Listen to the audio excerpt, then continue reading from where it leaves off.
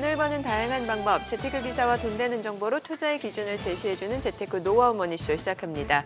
지난 금요일 뉴욕 증시 3대 지수 보합권에서 혼조로 마무리가 됐는데 나스닥은 또 소폭 상승했죠. 네, 그렇습니다. 특히 다우존스 지수는 7거래일 연속 하락하는 모양새입니다. 반면 나스닥은 4주 연속 상승세 이어갔고요.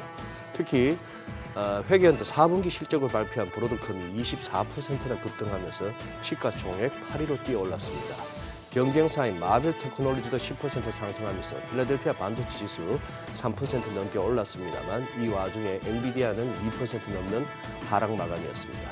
미국채 수익률 10년물 4.38%, 2년물 4.23% 상승하면서 이른바 불 스티프닝이 계속 이어지고 있습니다. 시장은 이번 주에 진행되는 FOMC에서의 금리 인하 여부와 제롬 파월 연준 의장의 입에 주목하고 있는 양상입니다. 네, 지난주 금요일 국내 증시 양 지수 모두 상승했습니다. 코스피가 0.5% 오르면서 2,500선 회복을 눈앞에 뒀고요. 코스닥 1.5% 상승하면서 700선을 향해 가고 있습니다. 양 시장에서 기관 순매수가 계속해서 이어지고 있는 상황이고 특히 셀트리온 역대 최대 규모 배당 결정이 나오면서 제약 바이오주 동반 강세를 이끄는 모습이었습니다. 지난 토요일 2차 탄핵소추안 가결 이후 사실 이제 헌법재판소 결과 나오기까지는 계속해서 정치적 불확실성이 이어지고 있기 때문에 이런 시장에서 또 국내 증시는 어떤 모습을 보일지 잠시 후 증시타임에서 체크해 보시면 좋을 것 같습니다. 네, 오늘 업종 돋보기에서는 트럼프 2기 행정부의 정부 효율 부수장 비벡 라마스와미가 제약 바이오 업종의 키맨으로 꼽힌다고 하는데요. 머스크로 인해서 커진 규제 완화 기대감, 또 라마스와미로 인해 제약 바이오주에도 영향을 줄지 알아보겠습니다. 네, 지금 보고 계신 머니쇼는 SBS BG앱과 유튜브에서 실시간 시청이 가능합니다. SBS BG앱을 다운받으셔서 시청하시면 더 많은 정보와 뉴스 보실 수 있습니다. 그럼 먼저 빠르게 돌아가는 글로벌 증시 상황부터 정리해볼까요? 도지은 아나운서 소식 전해주시죠. 굿모닝 마켓입니다. 이번 연도 마지막 FOMC 앞두고 뉴욕 증시, 이 지수 자체는 잠잠한데 그 안에 종목별 변동성이 매우 큽니다. 어떤 변화가 감지되고 있는지 자세히 살펴봅니다. 지난주 금요일 뉴욕 증시는 주간 옵션을 비롯해 수급적인 요인을 반영하면서 보합권에서 혼조세로 마감이 됐습니다. 다우지수는 0.20% 하락, S&P 500도 약보합권에서 마감이 된 반면에 나스닥은 0.12% 소폭 오르면서 장을 마쳤습니다. 주요 종목들 보시면 애플은 0.07% 강보합권에서 마감한 반면 엔비디아의 경우 맞춤형 칩 메이커인 브로드컴이 신규 고객을 확보 발표하면서 피해 가능성이 제기되면서 2%대 하락했습니다. 시총도 보시는 것처럼 3위로 내려왔고요. 이어서 아마존도 하락, 알파벳은 최근 양자 컴퓨터 모멘텀으로 상승한 후 차익 실현 매물이 출회됐습니다. 이어서 메타는 텍사스 법무장관이 인스타그램을 포함한 소셜미디어 플랫폼에 대한 수사를 시작했다는 소식에 매물이 일부 출회가 되는 모습이었고요. 이어서 시총 상위 종목 중에서 가장 눈에 띄는 종목은 역시나 브로드컴일 겁니다. 예상에 부합한 실적 발표한 가운데 AI 매출이 122억 달러를 기록하는 등 관련 매출 급증을 했고 또 배당금 상향 조정과 대형 클라우드 기업 3개사의 고객 확보가 진행되자 무려 주가가 24% 넘게 상승했습니다. 시가총액 1조 달러도 넘겼고요. 이 브로드컴과 비슷하게 마벨테크도 최근 실적 발표에서 데이터 센터 수익이 거의 100% 급증했던 점이 부각되면서 주가가 10% 넘게 상승하기도 했습니다. 이외에 TSMC나 ARM 등 강세 보였고요. 브로드컴 칩셋을 사용하는 아리스타 네트워크도 강세 보이면서 필라델피아 반도체 지수가 3% 넘게 올랐습니다. 이어서 테슬라는 월가에서 추가 상승에 대한 의문이 제시되고 있는 가운데 트럼프가 자율주행 사고 보고 의무 규정 폐지를 검토 중이라는 소식 전해지면서 여전히 개별 이슈로 4%대 올랐습니다. 물론 주간 옵션 만기일의 수급 영향도 상승 요인 중에 하나였을 거고요. 이번 주 12월 FOMC 앞두고 25bp 금리 인하에 대한 기대는 이어지고 있는 반면 내년도 금리 전망에 대해선 불안한 심리가 지속되고 있습니다. 우선 수입 물가가 전월 대비 0.1% 상승 유지하면서 시장이 예상했던 0.2% 하락보다 높은 수준 보였습니다.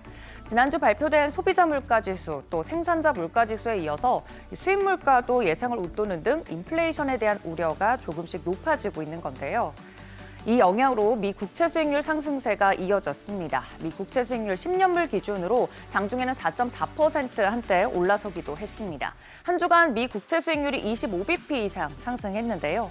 물론 내년도 금리 전망에 대한 불안감은 이미 시장에 많이 반영이 되어 있기 때문에 그 연속성이 크진 않겠지만 시장 심리를 좌우하고 있는 하나의 요소라서 체크는 필요합니다.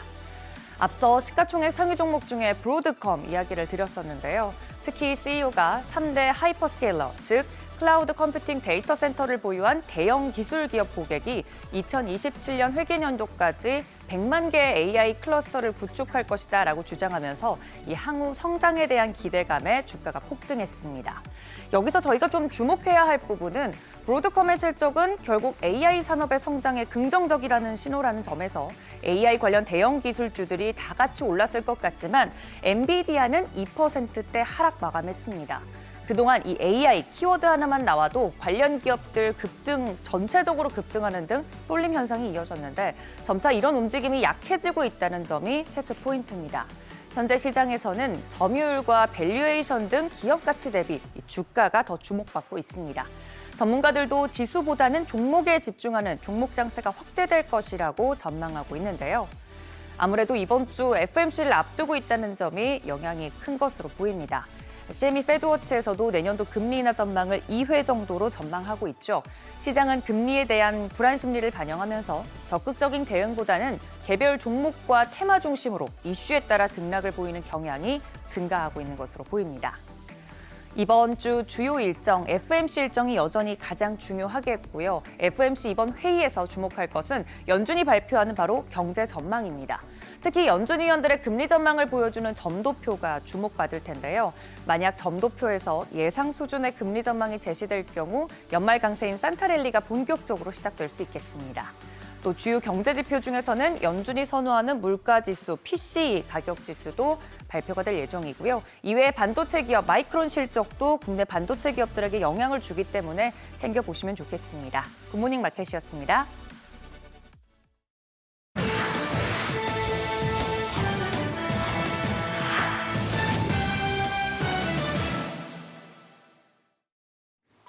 주말 사이 주요 외신들은 이번 탄핵 사태를 일제히 긴급 타전했습니다. 윤 대통령에 대한 탄핵 가결 속보에 이어서 이 탄핵 사유 분석에서 비판적인 평가를 내놨는데요. 먼저 영국 가디언은 윤 대통령이 여당의 품위 있는 퇴진 제안을 거부하고 이 비상계엄 도박에 판돈을 키웠다가 몰락을 자초했다고 지적했습니다. 비상계엄을 정당화하면서 지지율은 11%로 추락했고 보수 언론조차 등을 돌렸다고 분석했습니다. 또 윤 대통령이 대선 승리 시점부터 이미 분열을 조장하는 인물이었고 임기 초부터 권위주의적 경향을 보여왔다고 평가하기도 했는데요. 계엄 선포는 단순히 재앙적 오판이라기보다 임기 초반부터 누적돼 온 문제의 정점이라고도 해석했습니다. 이와 더불어 각종 스캔들로 얼룩진 임기의 가장 큰 부담은 김건희 여사 문제가 문제였다는 분석도 내놨고요. 그런가 하면 워싱턴 포스트는 윤 대통령이 분열된 국가를 통치해야 하는 과제를 직면하고도 이 과제 해결 대신 보수 기반에 호소하는 선택을 해 양극화를 심화시켰다고 분석했습니다. 그러면서 윤 대통령이 자신의 핵심 지지층을 넘어서는 지지 기반을 확대할 수가 없었고 그럴 의지도 없었다고 진단했고요. 아울러 윤 대통령이 계엄의 정당성을 주장한 것에 대해서도 한국 대중과 얼마나 동떨어져 있는지를 잘 보여주는 정치적 오판이었다는 전문가들의 지적을 전하기도 했습니다. 외신들은 탄핵안 가결에도 한국의 정치적 불확실성이 해소되지 않았다는 점에도 주목했습니다. 파이낸셜 타임즈는 윤 대통령이 탄핵안 가결 소식에도 절대 포기하지 않겠다고 다짐했고 야당 일각에서는 권한대행을 맡은 한덕수 국무총리에 대한 책임론도 일고 있다는 점을 이유로 들었고요. 뉴욕타임즈도 탄핵안 가결에도 한국의 정치적 혼란과 불확실성이 끝나려면 멀었다고 전망했습니다. 북핵 위협 증대와 트럼프 당선인의 백악관 복귀 등 안팎의 도전에 직면한 상황에서 선출직이 아닌 한덕수 총리가 권한대행을 맡게 되는 한계점도 지적했습니다. BBC 역시 한 총리와 권한대행 2순위인 최상목 부총리 겸 기획재정부 장관이 모두 계엄 관련 수사를 받고 있다는 점을 거론했고요. 워싱턴 포스트는 한국에서 불명예 퇴진한 대통령이 드문 일이 아니지만 윤 대통령의 몰락은 그런 한국 기준에서도 특수한 사례라고 지적했습니다. 그런가 하면 CCTV 등 중국 언론들도 윤 대통령의 사퇴 거부와 여론 악화, 야당 내부 갈등 등을 탄핵안 가결 이유로 들면서 한국의 정치 혼란은 계속될 것이다 전망했고요. 일본 언론들은 탄핵안 가결로 한일 협력 기조가 흔들릴 수 있다고 우려했습니다. 그런가 하면 일각에선 탄핵 정국을 지나고 있는 한국의 대미 협상 역량이 약화되고 있다는 지적도 나오는데요. 경제 위기가 아닌 정치 위기 때문에 시간을 잃고 있다는 분석입니다. 워싱턴 국제무역협회가 관세를 주제로 개최한 세미나에서 한국의 혼란 상황이 언급되기도 했는데요. 트럼프에 대비할 수 있는 시간을 잃고 있다는 진단이 나왔습니다. 내부 정치와 국내 문제에 온통 관심이 쏠려 있어 앞으로 다가올 일을 준비할 수 있는 역량에 나쁜 영향을 미치고 있다는 건데요. 글로벌 투자은행 롬바르드 오디에는 한국의 정치적 불확실성이 내년 1분기에 최종 국면을 나타낼 것이라고 내다봤습니다. 그러면서 시장 측면에서 코리아 디스카운트가 점점 더 심해질 위험이 크다고 평가했는데요. 이런 국면을 경제적 위기라기보다는 정치적 위기로 보고 있다고 설명했습니다. 다만 장기 투자자들에게 미칠 영향을 묻는 말에는 분명히 한국 시장에 가치가 있고 이번 배경을 고려해 역설적으로 한국 시장을 매우 진지하게 들여다보고 있다 평가하기도 했고요. 노무라 증권은 탄핵 소추안 통과로 시장은 다시 펀더멘털에 주목할 것이라면서 한국 주식시장은 트럼프 2기 행정부의 정책 변화와 반도체 수출 둔화 우려 등을 반영해 내년 상반기엔 조정을 받고 하반기로 가면서 상승하는 흐름을 보일 것이라고 전망했습니다. 지금까지 글로벌 비즈였습니다. 지난주 금요일 이슈가 있었던 업종 살펴보는 기업 이슈 시간입니다. 한동안 불안정한 정치적 분위기에 약세를 보이던 게임주가 일제히 상승세를 보였습니다. 게임주는 미국의 관세에 영향을 받지 않는다는 특성을 가지고 있고 앱마켓 수수료가 대폭 낮아질 것이라는 기대감이 이미 반영된 데다가 신작 출시 기대감까지 더해지면서 투자 심리가 한층 더 개선된 것입니다. 특히 카카오 게임즈가 지난 7일에 신작 PC 온라인 게임 패스 오브 엑자일을 공개하면서 초기 흥행몰이에 나선 것이 게임주의 호재로 작용했는데요. 패스 오브 엑자일은 출시 하루 만에 동시 접속 약 58만 명을 기록한 데 이어서 머스크 CEO도 이 게임에 대한 호평을 남기자 국내외로 관심이 더욱 커진 것으로 나타났습니다. 마감 상황 확인해보면 카카오 게임즈가 18.28%, 시프터비 12.08% 급등했고요. 넥슨 게임즈가 이어서 6.72%, 웹툰과 크래프톤도 각각 5.65%, 4.61% 상승했습니다. 중국발 훈풍의 엔터주의 투자 심리가 크게 개선되고 있습니다. 한한령 해제에 대한 가능성이 커진 데다가 중국이 대규모 경기 부양책을 발표할 것이라는 기대감이 나왔기 때문인데요. 지난주 11일부터 12일까지 열린 중앙경제공작회의에서 중국 당국은 내년에 더욱 강한 부양책을 펼칠 것이라고 밝혔습니다. 그러면서 중국 정부는 재정을 확대하고 화폐 공급을 늘려 대대적인 소비 진작에 나서겠다고 전했는데요. 올해 1순위 경제 목표가 생산력 발전을 통한 산업 현대화였다면 내년에는 가장 중요한 경제 목표가 소비 촉진과 전방위 내수 확대로 바뀌는 것입니다. 이 같은 중국 정부의 내수 소비 진작 정책이 엔터 콘텐츠들의 수요 증가로 이어질 것으로 전망되면서 관련주들이 들썩였는데요. 마감 상황 보면 디어유가 12.04%, CJ E&M이 7.68% 뛰었고요. 이어서 키이스트, 큐브엔터, SMCNC 모두 6%대 상승세 기록했습니다.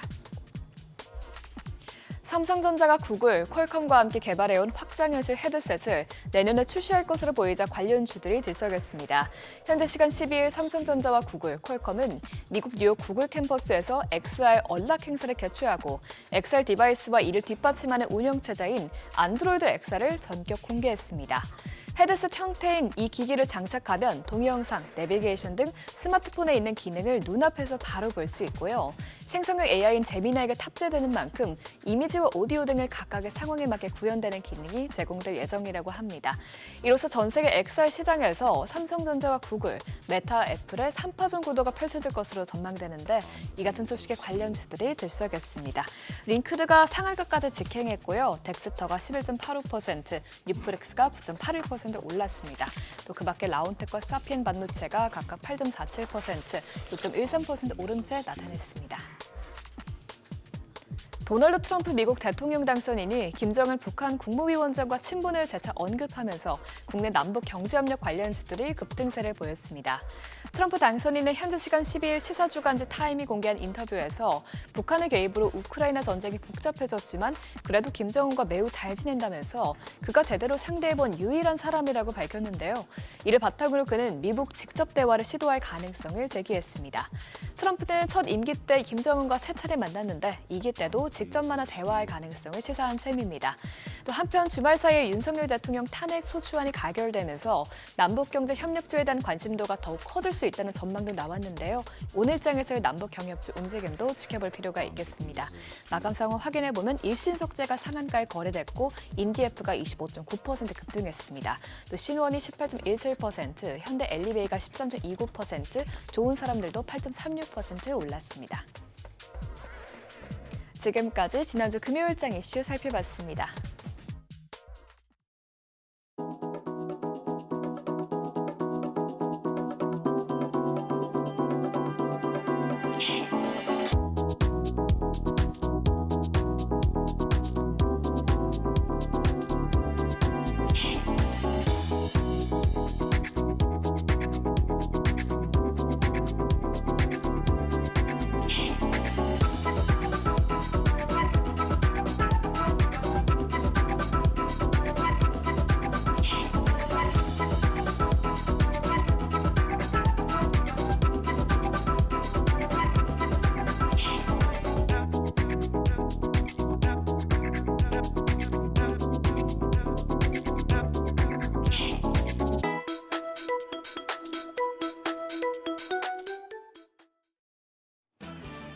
혼란의 소용돌이 속에서 그 어느 때보다 국내 증시 향방에 투자자들의 관심이 쏠리고 있습니다.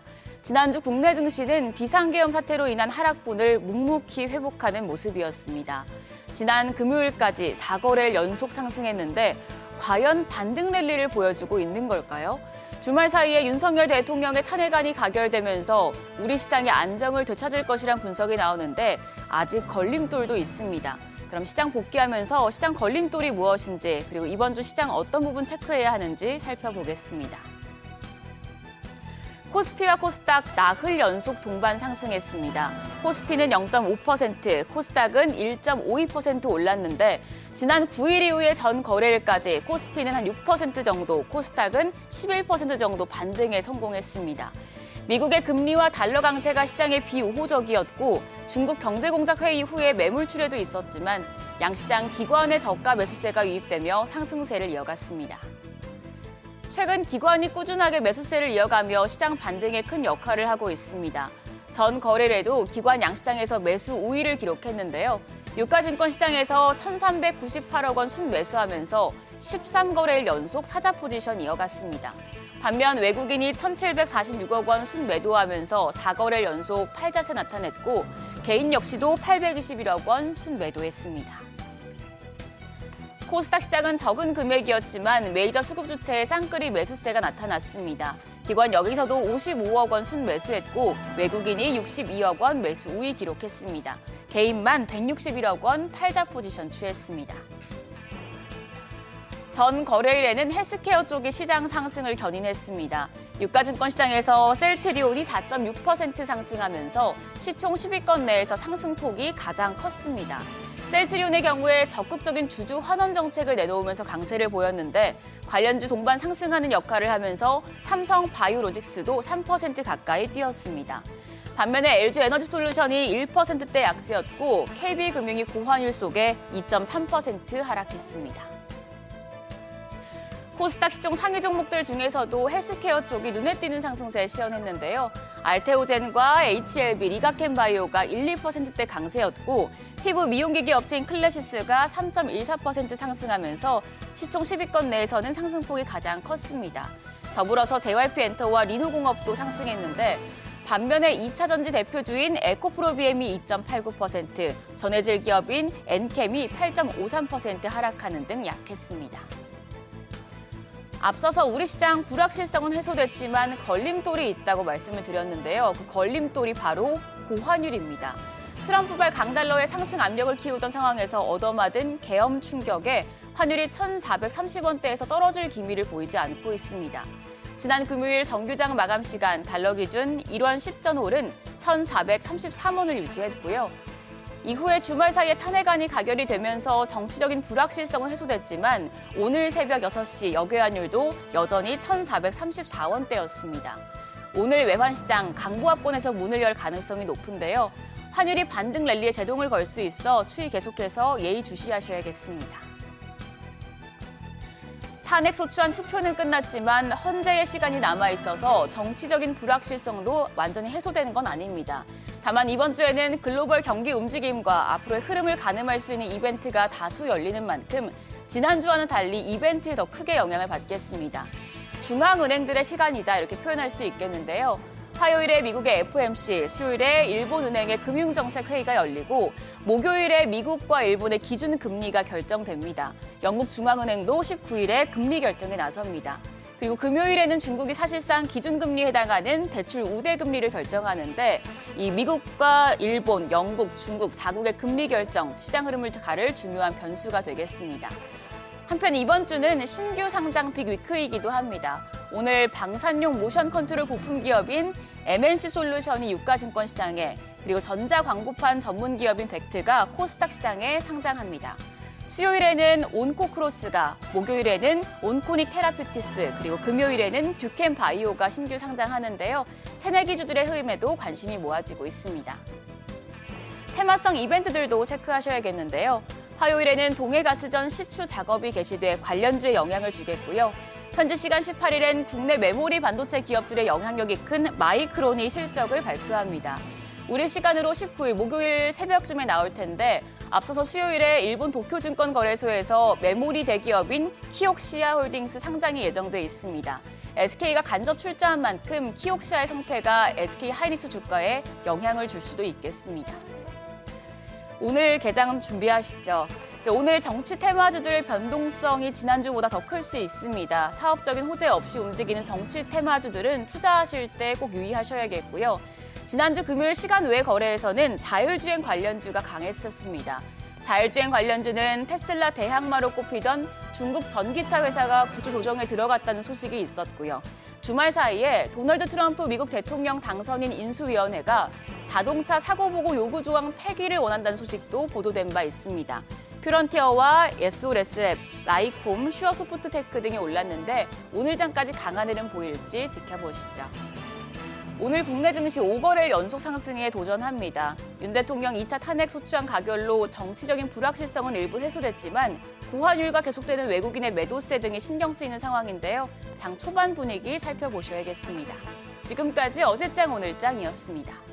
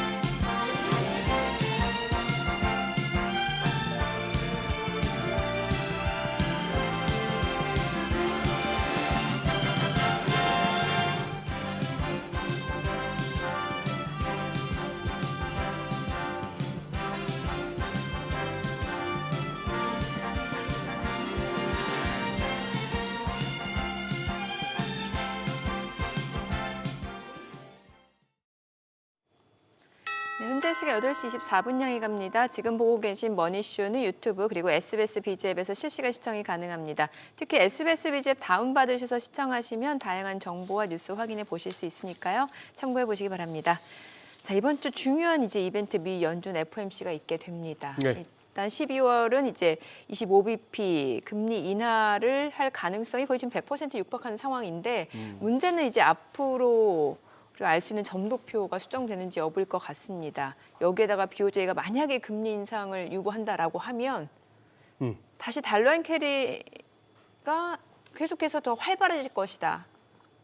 그러니까 이제 일본 자금이 미국 쪽으로 더 흘러들어갈 수 있다. 이런 얘기도 나오고 있어요. 예, 그러니까요. 뭐 그러네요. 진짜 이번 주가 이래저래 또 이제 결국 펀더멘털로 눈을 돌리자면은 네. 또 중앙은행의 주관이 되네요. 네네. FMC 있고 BOJ도 그렇죠. 있고 영란은행도 있고 뭐 맞아요. 그런 상황인데 참 그리고 하나 정정해야 되겠습니다. 이게 이 홀짝 게임인데 아까 제가 오프닝에서 네. 미국채 수익률을 설명하면서 불 스티프닝이라고 제가 또 거꾸로 말씀드렸습니다. 베어 스티프닝입니다. 예. 그러니까 스티프닝은 이렇게 장기물이 단기물보다 이렇게 가팔라지는 올라가는 그건데 금리가 올라가는 와중에 나타나는 스티프닝 이거는 베어 스티프닝인데 제가 순간적으로 또 불이었습니다. 이게 매수 매도 이거 시장에서는 전부 홀짝 게임이잖아요. 네네네. 50대 50인데 아까 딱 말씀드리는 순간 뭔가 찌리한 게 옛날에 이거는 매수라고 눌러야 되는데 제가 매도 누르고 나면 이게 다들 전류가거든요. 아니, 뭔가 이상하다. 정정하고 가겠습니다. 네, 뭐 또 생방송이니까 그렇죠. 네, 네, 네. 저희가. 자, 오늘 또 국내 증시 뭐 지금 코스피, 코스닥 사실 코스피가 2,500선을 눈앞에 두고 코스닥도 지금 700선을 향해 달려가고 있는 그러니까요. 상황인데, 그리고 지난주 4거래일 연속 상승은 굉장히 인상적이고 네, 먼저 주말에 그런 정치적 어떤 그 변수를 갖다가 확인하고 나서 오늘 진짜 시장 궁금합니다. 어떻게 그러게요. 반응할지. 사실 뭐 이게 현재 결과 나올 때까지는 좀 불확실성은 계속해서 이어질 수밖에 없는 상황인데 그거와 무관하게 시장이 또 반등세를 이어간다라고 그러니까요. 하면은, 여기서 예. 더 쭉쭉 가준다. 2,540, 50 저항도 뚫는다. 그러면 이거는 뭐 다 필요 없고 추세 전환이죠. 그럴게요. 저는 바로 모셔보도록 하겠습니다. 미르경제연구소 정태근 이사님 함께합니다. 어서 오세요. 어서 오세요, 반갑습니다. 이사님. 네. 또 뭐 정 이사님 모셔놓고 저희 둘이가 먼저 썰이 길었습니다. 저도 지켜본 재미가 있습니다. 그러니까요. 한번 뉴욕장 한번 정리 한번 해주시죠. 네네. 뭐 주말은 잔잔했습니다만 전반적으로 네네. 지난주를. 네, 말씀하셨듯이 폭풍성이 고열하고 좀 잔잔하게 좀 흘러가는 폭풍성이 모습이 고열. 나왔는데 아무리 조금 전에 이제 두 분께서 브리핑을 좀 하셨듯이 이번 주 이제 FOMC 여기 좀 네. 주목을 좀 하는 것 같아요. 네. 일단은 브로드컴이라든지 테슬라 같은 종목들이 좀 강세를 보이게 되면서 장 초반에 좀 강한 모습이 있었지만은 장 후반 쪽으로 가게 되면서 국채 수익률에 좀 반응을 하게 되면서 조금 주춤한 모습들이 좀 나타났다는 것들이 좀 특징이라고 볼 수가 있을 것 같습니다. 아무래도 이번 주 FOMC 같은 경우에는 뭐 금리 인하는 뭐 기정사실이라고 봐야 되는 상황들이고 그러면서 이제 3, 6, 9, 12월 달이죠. 이제 예. 점도표라든지 그리고 경제 전망치, 경제 전망치 이런 것이 수정이 될 건데 그런 부분들이 과연 이제 시장이 원하는 대로 진행이 될 것인가 좀 관건이 될 것 같습니다. 지난 9월달 점도표는 이런 부분 잠시 살펴보게 된다면은 뭐 올해 같은 경우는 이제 6월달에서 9월달로 바뀌게 되면서 5.1%에서 이제 4.4%로 그러니까 지금 이제 2.5%까지 하게 되면 이제 2.5% 기준으로 봤을 때, 0.2, 죄송합니다. 0.25% 기준으로 봤을 때 4번 정도 이제 맞아떨어지게 되는데 이제 내년이 좀 관건이 될 것 같습니다. 지난 그 9월달 같은 경우에 3.4% 이제 내년 금리 전망치 3.4%로 좀 조정을 했는데 과연 이 전망치가 유지가 될 것인가 이게 좀 관건일 것 같아요. 이게 3.4%가 유지가 되게 된다라면은 내년에 한 3번에서 4번 정도 진행이 되게 되면서 금리나 기조가 유지가 될 거라는 그런 기대감들이 반영이 되게 되면서 조금 더 기술주 랠리가 이어지겠지만 만약에 이 부분이 상향 조정이 된다라면은 아마 기술주에는 좀 악재가 되지 않을까라는 볼 수가 있을 것 같습니다. 그래서 아마 이런 염려 때문에 아마 조금 이제 지난주 금요일이죠. 지난주 금요일 미국 증시가 좀 주춤한 게 아닌가라고 좀 볼 수가 있을 것 같습니다. 그래서 과연 연준은 인플레에 신경을 쓸 것인가, 고용에 신경을 쓸 것인가. 지난 9월달 같은 경우는 고용에 좀 많이 좀 신경 쓰는 모습들이 나왔었는데 아무래도 이게 실업률이 그 올해 같은 경우는 6월달에서 9월달 넘어가게 되면서 이 4.0에서 4.4%로 상향 조정을 했거든요. 그리고 내년 같은 경우도 4.에서 4.4%로 상향 조정한 상황들입니다. 그리고 이제 또 물가를 보게 되면은 소위 말하는 PC 물가지수 요 같은 경우도 올해 같은 경우는 2.8에서 2.6 그리고 내년 같은 경우는 2.3에서 2.2 정도 하향 조정을 했는데 뭐 예상 그 조정치를 보게 되면은 물가보다는 좀 고용에 좀 신경을 쓸 수밖에 없는 상황들인데 과연 이 실업률 전망치를 4.4에서 얼마만큼 더 수정을 하느냐 이런 부분들도 좀 중요할 것 같습니다. 왜냐하면은 뭐 어쨌든 실업률이 상승했지만 여전히 높다라는 판단을 현재 연준에서 하고 있는 상황들이고 약간 9월 달에서 12월 달 같은 경우에 스탠스가 약간은 물가 쪽에서 이제 실업령, 그러니까 고용 쪽으로 좀 이제 스탠스를 옮기는 그런 상황들이기 때문에 이번에 관전 포인트 같은 경우는 실업률 플러스 이제 내년 전망치 3.4%가 유지가 되느냐 이런 부분들을 좀 중점적으로 보시는 게 좋지 않을까 말씀 좀 드릴 수가 있을 것 같습니다. 그래서 이런 어떤 그 FOMC를 앞둔 관망세 때문에 이번 주 같은 경우는 조금 이제 다우지수 3대 지수가 조금 이제 잔잔한 그런 흐름들을 좀 이어가지 않을까. 뭐 개별 종목들 쪽으로는 뭐 테슬라라든지 이런 종목들의 어떤 강세가 이어지겠지만 시장 전반적인 흐름은 조금 이제 정체된 모습을 그러니까 관망세가 나오지 않을까라고 좀 예상을 하고 있습니다. 정 이사님 보시기에는 연준이 네. 고용을 더 신경 쓰는 것 같습니까? 물가를 신경 쓰는 것 같습니까? 아니면 그 옆에 있는 의사당이나 저 백악관을 더 신경 쓰는 것 같습니까? 사실 저는 파월 의장에 대해서 좀 실망을 좀 많이 해가지고요. 파월 의장한테요? 네. 그 절대 이제 그 조금 전에 소장님께 말씀하셨던 네. 마지막 세 번째 조건 이거 절대 신경 쓰지 않겠다고 얘기했었거든요. 근데 트럼프 때도 트럼프의 압박에 의해서 금리 조정을 했었고요. 그리고 바이든 때도 조정을 했었기 때문에 뭐 파월을 그렇게 좋아하지는 않습니다. 그러니까 저는 이렇게 지금 화면 보시면 아시겠지만 자기 주장이 정말 강하게 좀 외관이 보이지 않습니까? 그런데 과거에 이렇게 정치적인 압력에 의해서 좀 흔들렸던 부분들을 보게 되면은 조금 실망스럽다는 말씀 드릴 수 있을 것 같고요. 그리고 이제 어쨌든 트럼프 정부가 들어오게 된다라면은 아무래도 트럼프 정부에 맞는 기조를 따라갈 수밖에 없다라고 생각을 하고 있는데 그런 기조들 속에서 뭐 고용을 볼 것인가 아니면 물가를 볼 것인가 이 부분인데 지금은 고용을 보고 있지만 아마 트럼프 정부로 넘어가게 되면 관세나 이런 부분들 때문에 아마 물가 쪽으로 넘어가지 예. 않을까라고 네네네. 좀 그렇게 유추를 해야 될 것 같아요. 그래서 이번에 그 점도표가 좀 수정될 것이다라는 얘기 네네. 많고 그렇게 되면 내년도 연준이 이제 금리 인하 속도가 조금 더 늦춰질 것이다 이런 얘기 네네. 나오잖아요. 그래서 앞서서 만약에 금리 인하에 좀 제동이 걸린다라고 하면 내년에 네. 기술주들이 좀 타격을 받을 수 있다는 말씀 주셨는데 저는 반대로 네. 오히려 중소형주들이 더 금리에 예민한 부분이 아닌가라는 생각이 들고 사실 뭐 실적이라든지 자금이 탄탄한 빅테크 내에서 일부 기술주들은 네네. 그러니까 종목별로 이게 양극화가 더 심해지지 않을까라는 저는 오히려 그런 생각이거든요. 그렇죠. 아마 자연스럽게 바통이 좀 이어받지 않을까라고 생각이 들어요. 뭐 400m 계주 한번 예를 들어 보게 된다면은 2022년 10월달 이전에 보게 되면 테슬라가 아시겠지만 그전에 상당히 괜찮았었다가 이 전기차 흐름을 맞게 되면서 2021년도 상당히 괜찮았었다가 2022년도 10월달부터 엔비디아 바통을 이어받게 되면서 기술적 흐름이 상당히 강하게 나왔었거든요. 아마 그 바톤을 저도 개인적으로 테슬라가 이어받게 되면서 갈 거라고 생각을 하고 있습니다. 그러나 그러니까 누가 주도를 할 것인가. 그러니까 트럼프 1기 때도 보시면 아시겠지만은 나스닥 기술주보다는 다우지수 중심의 어떤 대형주 장세가 지속이 됐다는 점을 감안해 보게 된다면은 일단은 어쨌든 다우지수 쪽이 좀 강하지 않을까 생각을 하고 그러면서 나스닥 기술주가 보조를 맞추지 않을까라고 생각을 하고 있습니다. 일단 어쨌든 뭐 트럼프와 머스크가 이제 발을 맞추게 되면서 첨단 산업 쪽으로 어쨌든 드라이브를 걸 수밖에 없는 상황들이거든요. 그리고 트럼프 같은 경우도 AI 맨해튼 프로젝트라 그래가지고 AI 쪽으로 좀 힘을 좀 실어줄 가능성이 상당히 높고요. 그리고 테슬라 쪽으로 보게 된다면 우주항공 쪽이라든지 AI 쪽이라든지 자율주행을 비롯한 로봇이라든지 그리고 자율주행 이런 것들 드라이브를 걸게 된다면은 당연히 기술주도 볼 수밖에 없는 상황들이죠. 그런데 누가 주도를 하느냐 요 차이가 있는 거거든요. 그러니까 2022년 10월달 이후에는 기술주, 그러니까 나스닥이 좀 3대 지수를 이끌었다면은 그 무게 중심이 기술주보다는 다우지수 쪽으로 갈 가능성이 상당히 높다라는 것들이죠. 아무래도 이 관세를 포함한 어떤 관세라는 이슈를 좀 보게 된다면은 아무래도 기술주보다는 다우지수 쪽이 조금 더 이제 산업적인 측면에서 좀 호재로 작용이 될 가능성이 있기 때문에 다우지수가 저는 좀 주도를 하고 거기에 나스닥 기술주가 테슬라 중심의 기술주가 보조를 맞출 것 같다 그렇게 판단하고 있습니다. 요즘 미국 주식들 종목별로 이렇게 차트 보다 보면은 야 이게 세상이 진짜 옛날 경험이나 옛날 책에서 본 것 같고 접근하다가는 적극 진짜 공감합니다. 콩 다치겠다 싶은 예. 게 이 테슬라나 브로드컴 이런 것들 뭐 이런 거 보면은 주봉이나 월봉 보면은 이건 굉장히 비현실적이에요. 그렇죠. 전혀 예전에 구경하지 못하고 책에도 없던 그런 네네. 형태들이 막 나온단 말입니다. 네.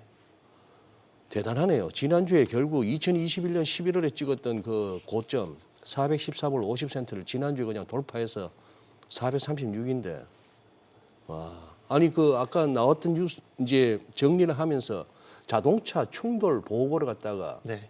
안 하는 쪽으로 지금 이제 간다는 거 아니에요? 그 말이죠. 네, 그렇죠. 그러니까 이게 자율주행 쪽으로 가게 되면은 네. 이게 법적인 문제가 발생이 되거든요. 그러니까요. 이게 운전자가 될 것이냐, 제조가 네. 될 것이냐 이 문제가 발생이 되는데 그거를 이게 그거를 풀기 위해서 일단은 그쪽으로 먼저 좀 가는 게 아닌가라는 생각이 듭니다. 이게 결국에는 이 법적인 문제가 이제 기반이 돼야 되는데 지금 이제 테슬라 같은 경우는 캘리포니아 쪽에 그 소송이 상당히 많이 걸려 있거든요. 많이 네. 걸렸는데 그 법원들의 어떤 그 주요 핵심 쟁점이 과연 이 책임을 운전자한테 매길 것인가 아니면 자동차 제조가 줄 것인가 그것 때문에 계속 부딪히고 있는 상황이에요. 예. 그래서 그런 것들이 어떤 이거 돌파구라 표현하면 좀 어폐 같긴 한데 어쨌든 그런 실마리를 하나씩 풀어가는 것들이 어찌 보면은 방금 말씀하신 그런 것들 스타트가 좀 되지 않을까라고 생각을 하고 있습니다. 네. 그리고 이번에 보니까 또 나스닥 100 지수 그 편출 편입 종목이 이제 나뉘었는데 보니까 팔란티어 테크 이게 이제 네. AI 국방 쪽 관련 기업인데 팔란티어 테크가 이제 편입되고 네네. 마이크로 스트래티지 편입이 됩니다. 지금 뭐 비트코인 편입이 사상 아니고 그 마이크로소프트는 마이크로 스트래티지 쏘리. 저는 슈퍼마이크로로 또 잘못 아니 들었네요. 슈퍼마이크로 컴퓨터는 편출. 걔는 쫓겨났고. 아침부터 그러지 마세요. 좀 저한테. 혼미하네요. 네. 제가 커피도 사드렸잖아요. 죄송해요. 오늘은 두 분 보는 재미가 있습니다. 네. 아니 근데 지금 뭐 비트코인 지금 네. 사상 최고치고 우리 원화 기준으로 지금 1억 5천만 원이 네네. 넘어선 상황이잖아요. 팔란티어 테크도 이게 이제 편입이 되니까 분명 수급적으로 이런 네네. 종목들은 호재로 인식이 될 수밖에 없을 것 같은데요. 그렇죠. 그때 트렌드마다 이런 것도 편입이 영향을 좀 받게 되는 것 같아요. 그러니까 지금 어찌 보면은 AI 같은 경우도 이제 엔비디아 중심이 하다 하드웨어 쪽에서 예전에 AI 소프트웨어 쪽에 매출이 발생되게 되면서 그쪽으로 상당히 많이 치워져서 가는 부분들이 분명히 좀 있거든요. 그러다 보니까 뭐 지금 자막에도 나왔지만 팔란티라든지 그리고 이제 비트코인 관련돼 가지고 가상화폐 쪽 같은 경우에 마이크로 스트래티지라든지 발음이 잘 안 되네요. 이런 것들이 좀 편입이 되는 그런 트렌드가 나오는 것 같아요. 근데 앞으로 어쨌든 뭐 잘 아시겠지만 각기 정권들마다 이제 뭐 주도하는 그 산업군 이런 부분들이 계속 뭐 그쪽으로 자금이 들어가게 되고 그러면 자연스럽게 편입이 되고 그러면서 이제 트렌드가 끝나게 되면서 자연스럽게 편출되는 종목들은 상당히 많이 나올 거라고 봅니다. 그리고 이제 뭐 브로드컴 같은 경우도 다시 이제 트렌드가 되고 있는 상황들인데 이게 어찌 보면은 엔비디아가 끝이 났다는 것들이 아니라 조금 전에 말씀드렸듯이 자연스럽게 이제 AI가 태동이 되게 되면서 엔비디아에서 하드웨어 쪽으로 그리고 하드웨어 기술이 기반이 되게 되면서 서서히 이제 소프트웨어 쪽으로 이제 넘어간다라고 보시면 될 것 같아요. 저는 개인적으로 아직 챗GPT를 사용을 하지는 않고 있는데 AI 앱이 작년만 하다도 미국제 1,800개 넘게 출시가 됐다 그러더라고요.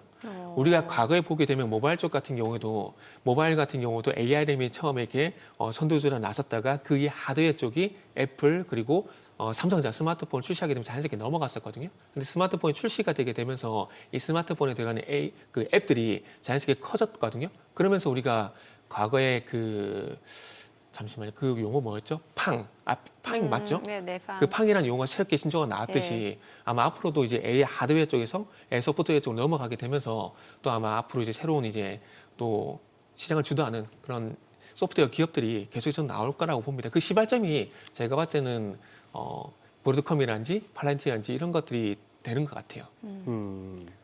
아니 지금 보니까 네. 필라델피아 반도체 지수가 주말에 3.36% 많이 올랐죠. 급등인데 네.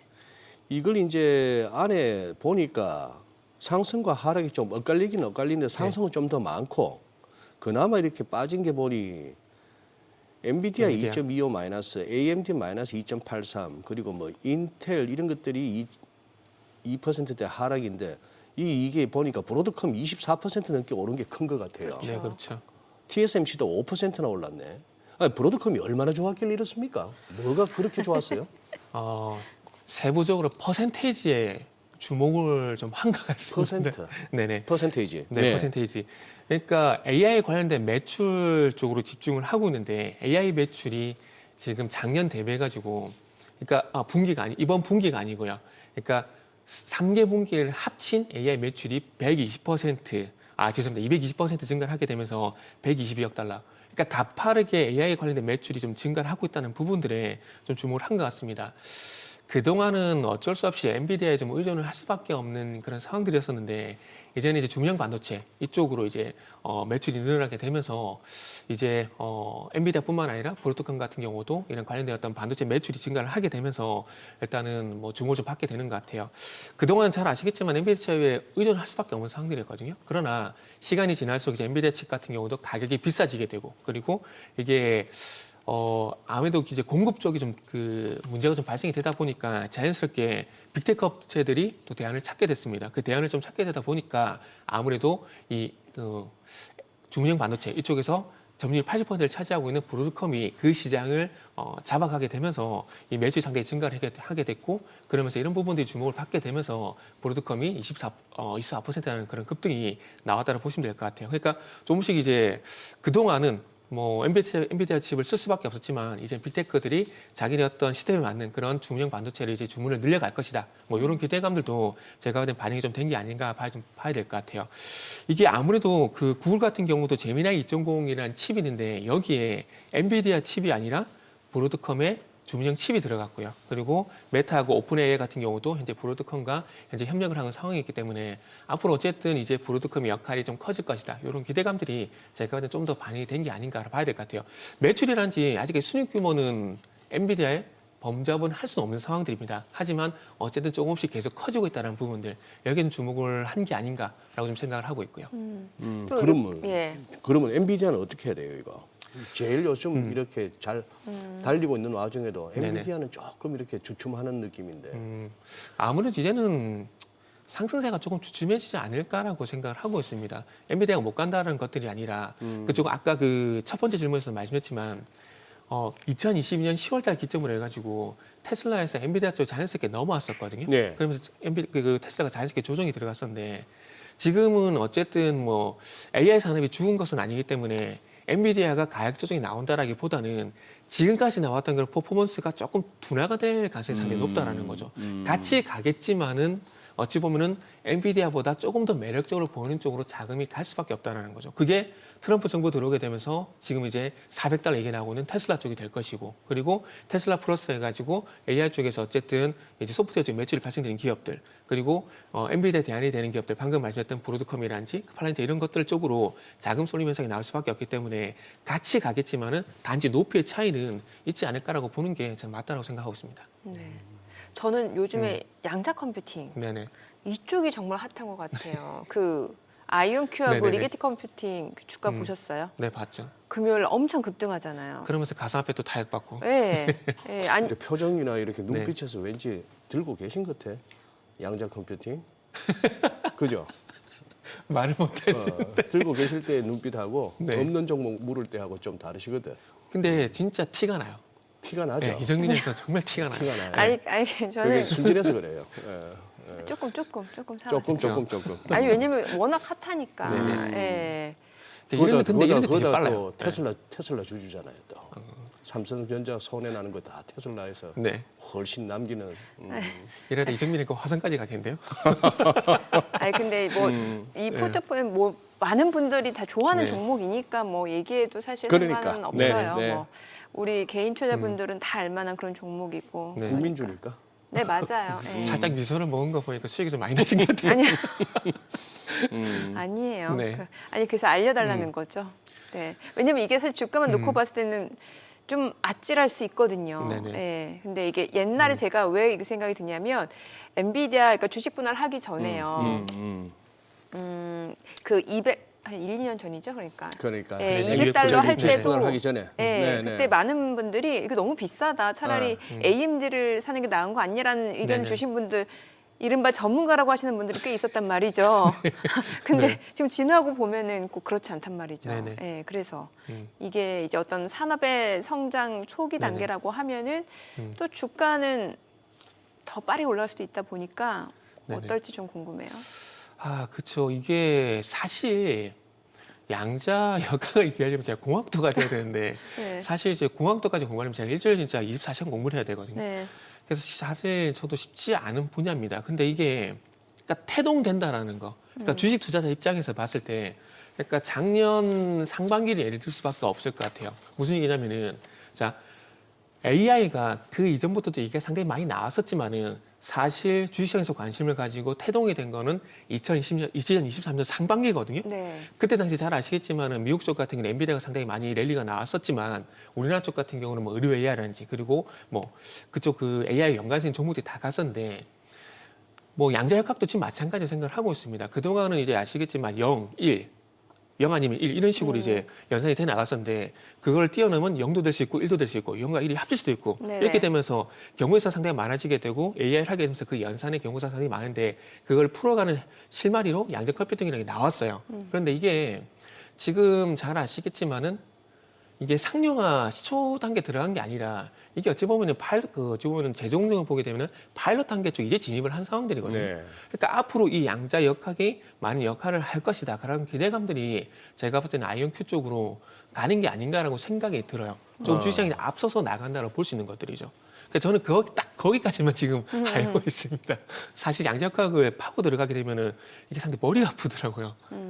뭐 초전도체 방식과 이온 트랩 방식이 있고. 네. 네. 저걸 뭐 정 이사님도 못 가시죠? 저 뭐 24시간씩 공부한다고 해서 네네. 승부나는 거 아닙니다. 저거 몇 년을 하는데 저걸로. 그래도 우리 정 이사님 솔직하시네.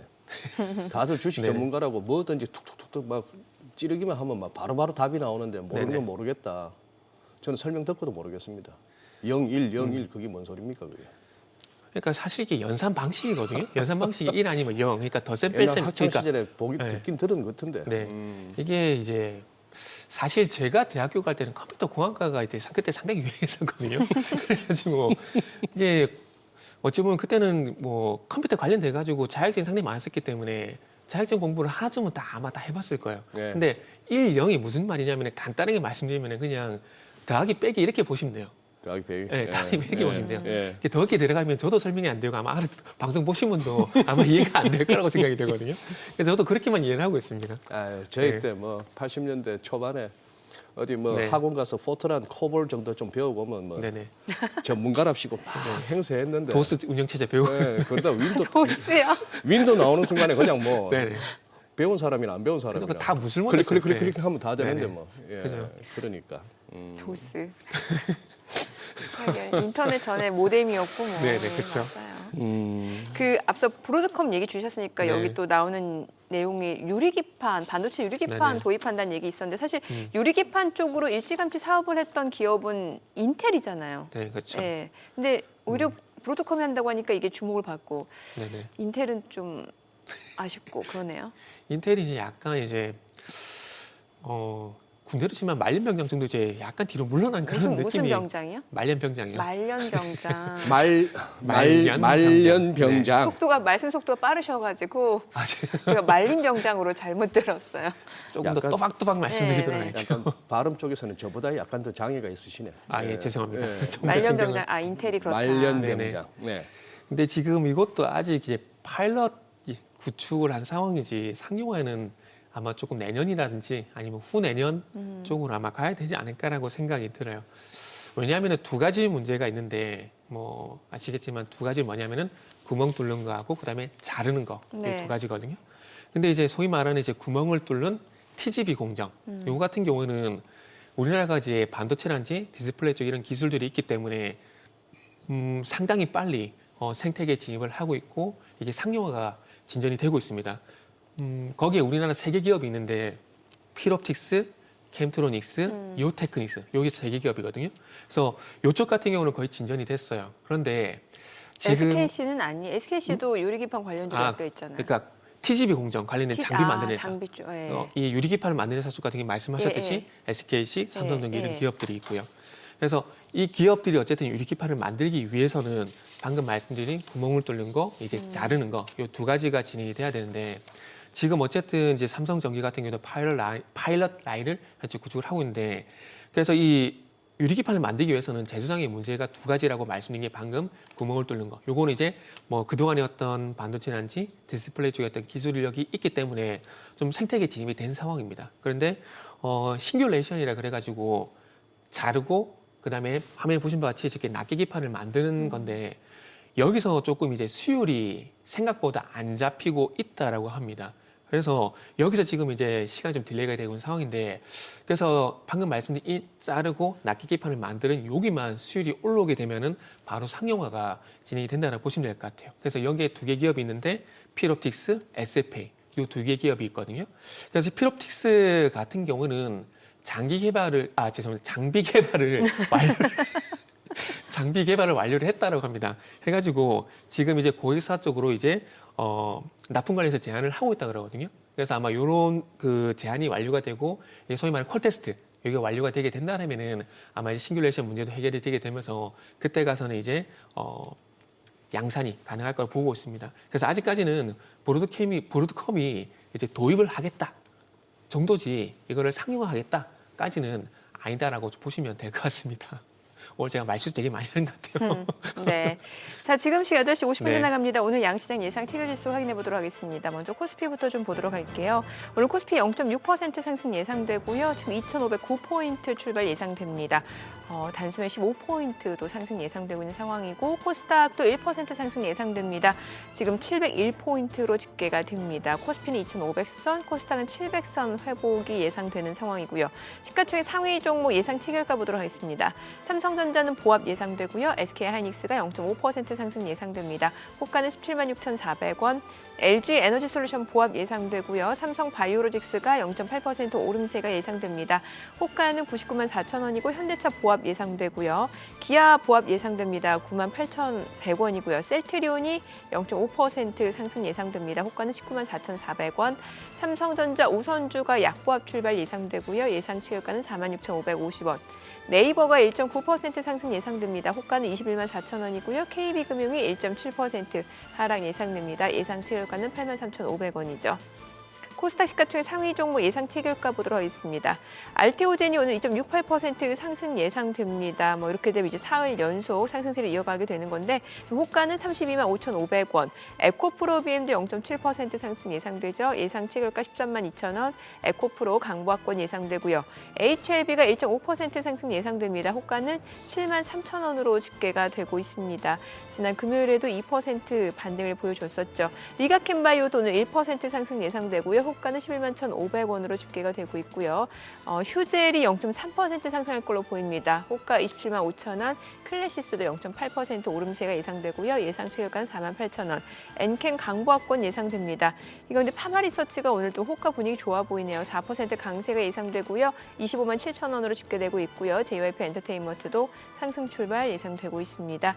자, 이제 개장까지 한 8분 남았는데 오늘은 시장이 그래도 계속해서 지난주 후반에 보여줬던 반등세를 좀 이어갈 걸로 보여지고 또 제약바이오도 지난 금요일에 좀 좋았잖아요. 예. 오늘도 역시 또 상승세가 이어질 걸로 보여지네요. 그러니까 예. 지난주 4거래일 연속 오르면서 지수가 딱 마감 지수가 어디였나 하면은 코스피나 코스닥이나 할 것 없이 그동안에 이렇게 고점끼리 연결했던 저항선이죠. 하락 추세선에 딱 머리를 대고 다음 주 가서 오늘부터 한번 방향을 잡겠습니다 했는데 예상 체결지수 동시효과대로만 간다면은 저항선 돌파죠. 그렇게 되면은 기술적으로는 딱 짚어지는 게 저거죠. 코스닥 720포인트 61선 그리고 코스피 2540에서 50 사이에 걸쳐 있는 61선 거기까지는 또 단숨에 가서 일단 수급 밟으면서 가지 않을까 싶은데 그러네요. 오늘 저도 넥타이 잘 맸네요. 아침에 뭐 할까 했는데 우리 또 정민 앵커는 또 미국 기준으로 옷 입으셨고 나는 또 한국 기준으로 넥타이 맸고 다 좋으네. 서학개미도 좋고 국내 투자분도 좋고 좋아요. 저희는 중립. 야, 근데 이것도 이 얘기도 삼성전자가 확장 현실. 네네. 확장 현실이면 무슨 알입니까 이게? XR요. 그것 좀 이렇게 쉽게 외우는 방법 옛날 그 없습니까? AR, 정의사님. VR, XR. 네네. 예, 그거 좀 그걸 쉽게 외울 수 있는 방법 없을까요? 이게 AR, VR, XR. 그러니까 AR, VR 합친 게 XR이고요. AR, VR, AR, VR 합친 게 XR. XR. 그러니까 이거를 그러니까 현실을 그럼 XR이 제일 그러면은 기술적으로 제일 진보된 거죠. 제일 진보된 건데 이게 XR이 어떤 개념이냐면은 저거 뭐죠? 이거 뭡니까? 이거 뭐 하나 끼고 있는 거 네네. 이게 XR입니까? XR 기기인데 예. 이 기기는 이건 싹 다 AR VR 기기란데 이 AR 기기를 착용을 하고 예. 그러니까 이 디스플레이 구현하는 방식이 있지 않습니까? 네. 그러니까 XR이 홀로그램 방식이라 가지고 그러니까 홀로그램 방식해 가지고 가상의 3D, 4D 방식으로 넘어가는 방식인데 화면에 나오네요. 뭐 네네. 저런 건가 보네. 네, 이게 저건 기기고 예. 이 기기를 그러니까 그 영화 갑자기 생각이 안 나네요. 그 아바타 같은 거 보시게 되면 이제 아시겠지만 이게 어떤 아바타 같은 경우 내 본인이 아닌 이 가상의 인물을 가지고 이렇게 조정을 하지 않습니까? 예. 그러니까 그런 거라 보시면 돼요, 최종적으로. 옛날 영화긴 네. 합니다만 서로게이트 같은 것도 그런 쪽인가요? 그 비슷한 개념으로 보시면 될 비슷한 것 같아요. 개념. 그리고 이제 갑자기 생각이 안 나. 이게 답답하네요. 뭐요? 말씀을 하세요. 네, 말씀. 계속 아무튼 넘어갈게요. 갑자기 이 방송할 때 네. 이럴 때 좀 난감한데 이게 단어가 생각이 날 텐데 어쨌든 이 XR 기기가 출시가 되는데 이게 그러니까 홀로그램 같은 가상 현실을 이 기기를 착용하고 이렇게 네. 조정을 한다고 보시면 될 것 같습니다. 조정까지도. 예, 조정한다고 보시면 될 것 같아요. 그러니까 기존에 터치 방식이 바뀐다고 보시면 될 것 같아요. 그동안 터치 방식 직접적인 어떤 터치 방식이었잖아요. 근데 이게 이제 가상 공간에서 가상으로의 접촉을 제가 이게 하게 되면서 조정을 하는 그런 쪽으로 넘어가게 되는 거죠.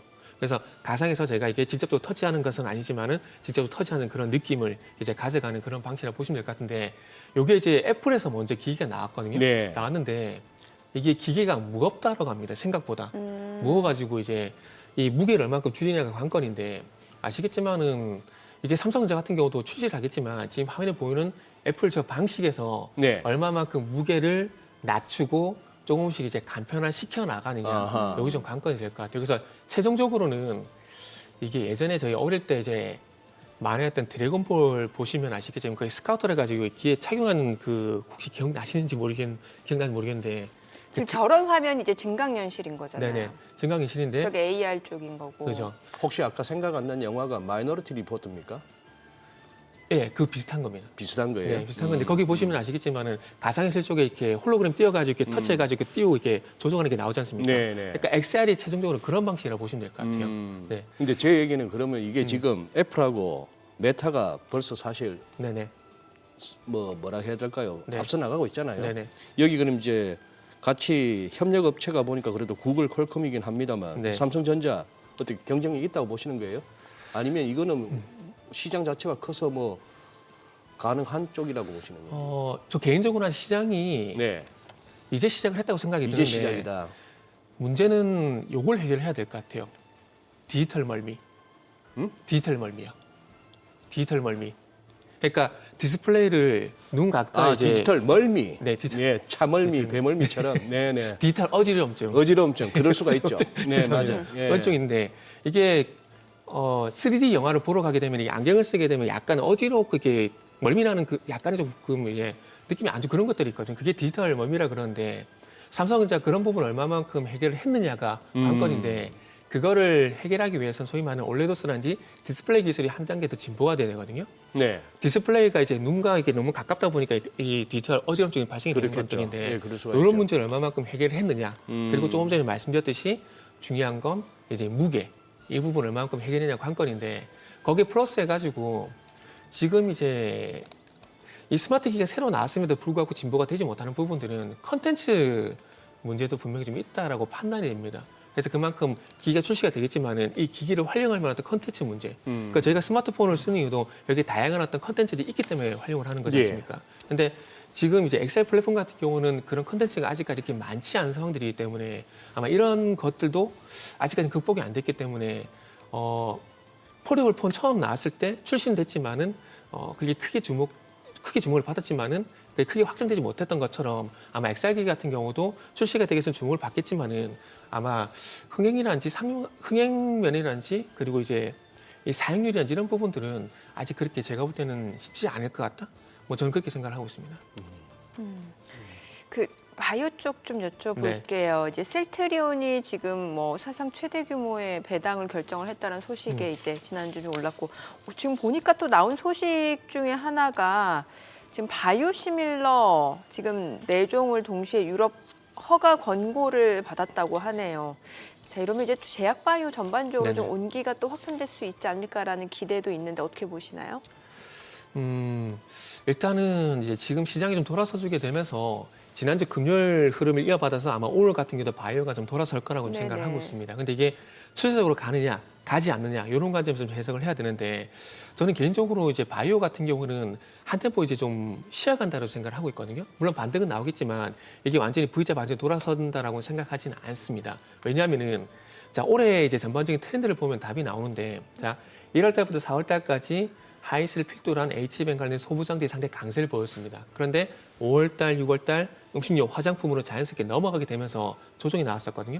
그런데 7월 달 이제 하반기로 넘어가게 되면서 7, 8, 9, 10 바이오 강세를 보였었거든요. 그러면 그 얘기 저희가 개장하고 좀 네. 들어보도록 하겠습니다. 오늘 국내 증시를 확인해 보죠. 개장합니다.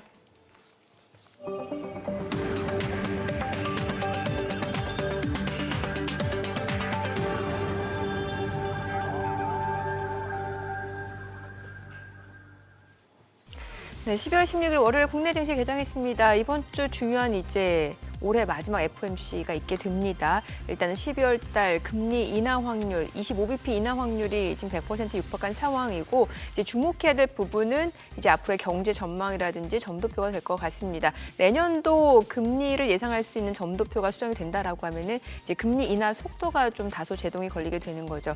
여기에서 이제 자금이 어떤 식으로 움직이는지가 굉장히 중요할 것 같고요. 또 BOJ도 예정이 되어 있죠. 자, 오늘 국내 증시 어떤 출발 보이는지 지수 좀 체크해 보겠습니다. 코스피가 0.6% 올라갑니다. 2,511포인트, 코스닥 0.98% 상승하네요.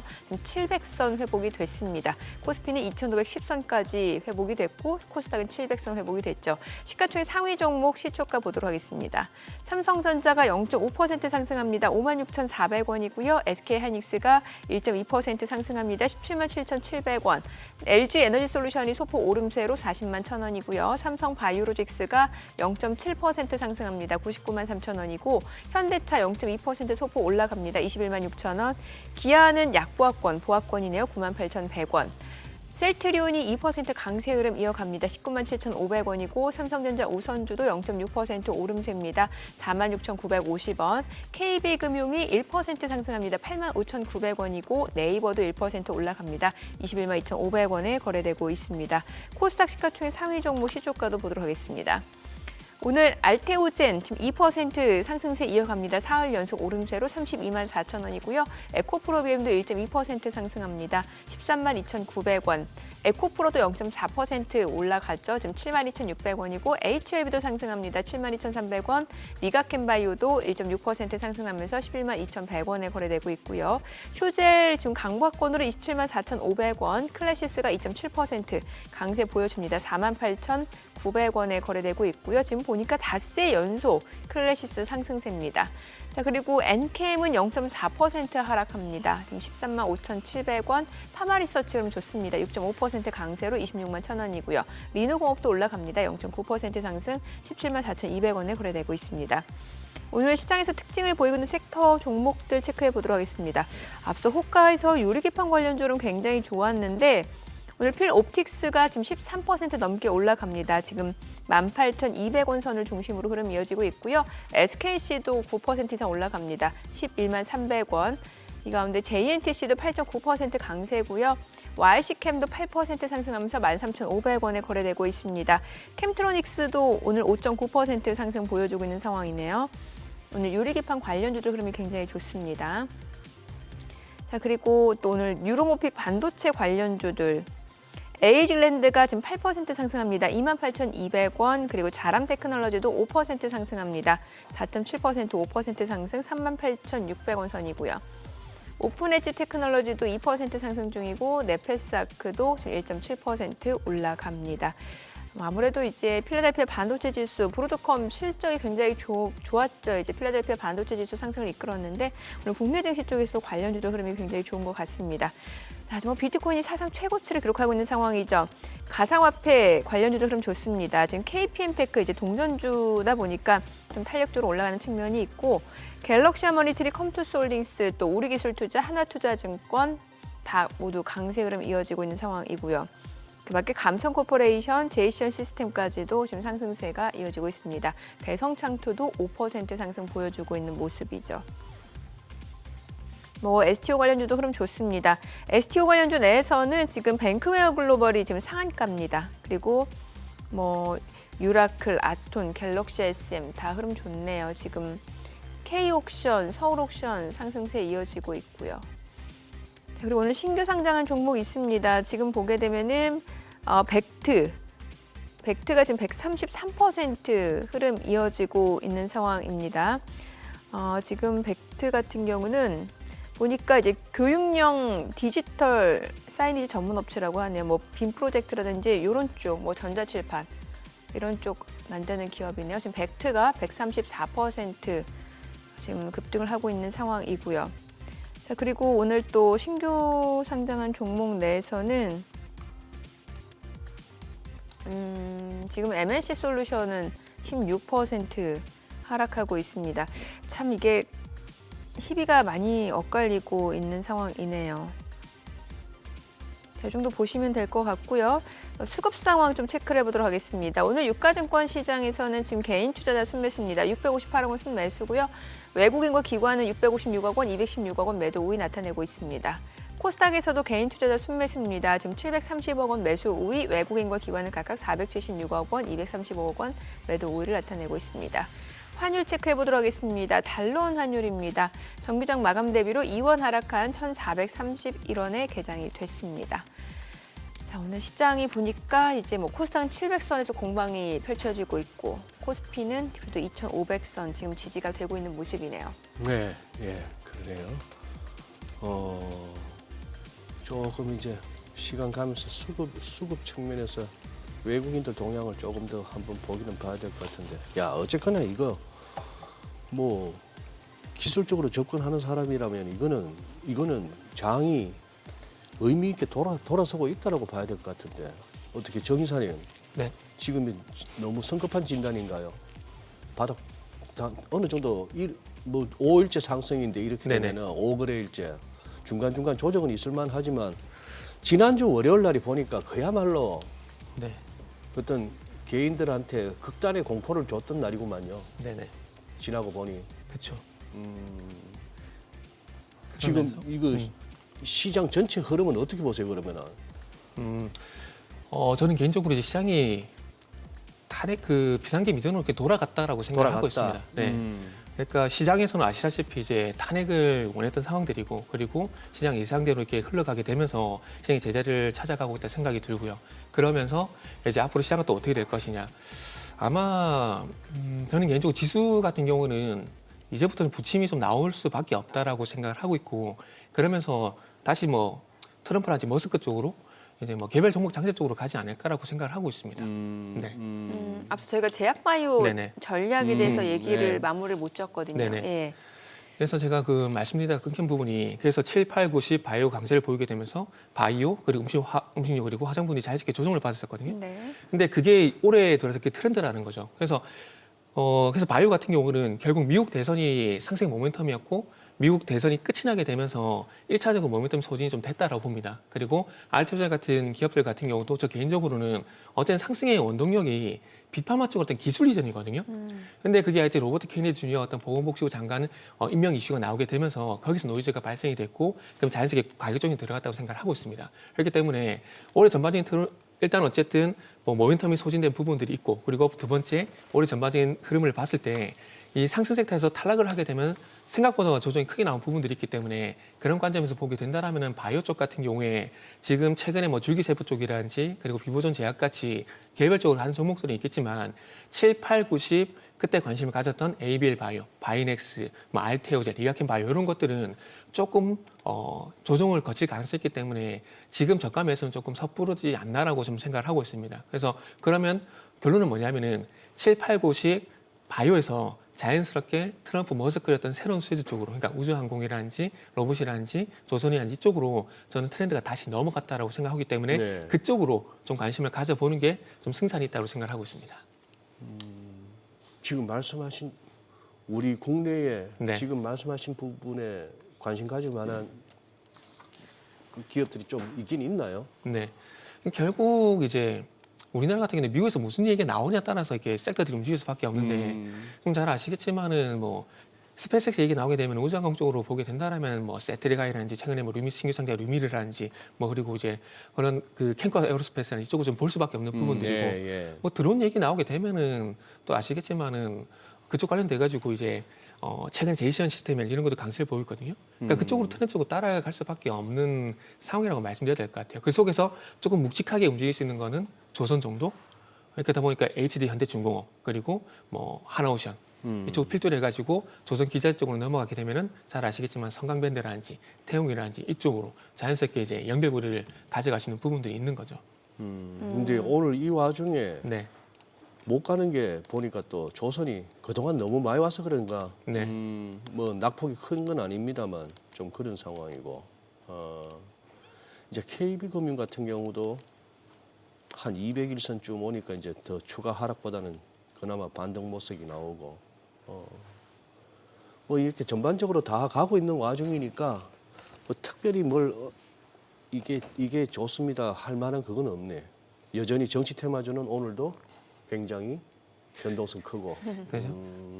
어쨌든 탄핵이 됐기 때문에 그 탄핵이 기대감이 된 게 아니라 탄핵 소추안이 죄송합니다. 가결이 된 거죠. 그렇죠. 죄송합니다. 그렇죠. 말실수했습니다. 네. 그 소천이 가결이 돼가지고 이제 어쨌든 뭐 헌재 가서 심판이 있겠지만 어쨌든 뭐 대선 테마가 움직일 수밖에 없는 그런 정치적인 상황을 만들었기 때문에 지금 움직인다고 보시는 게 맞는 것 같습니다.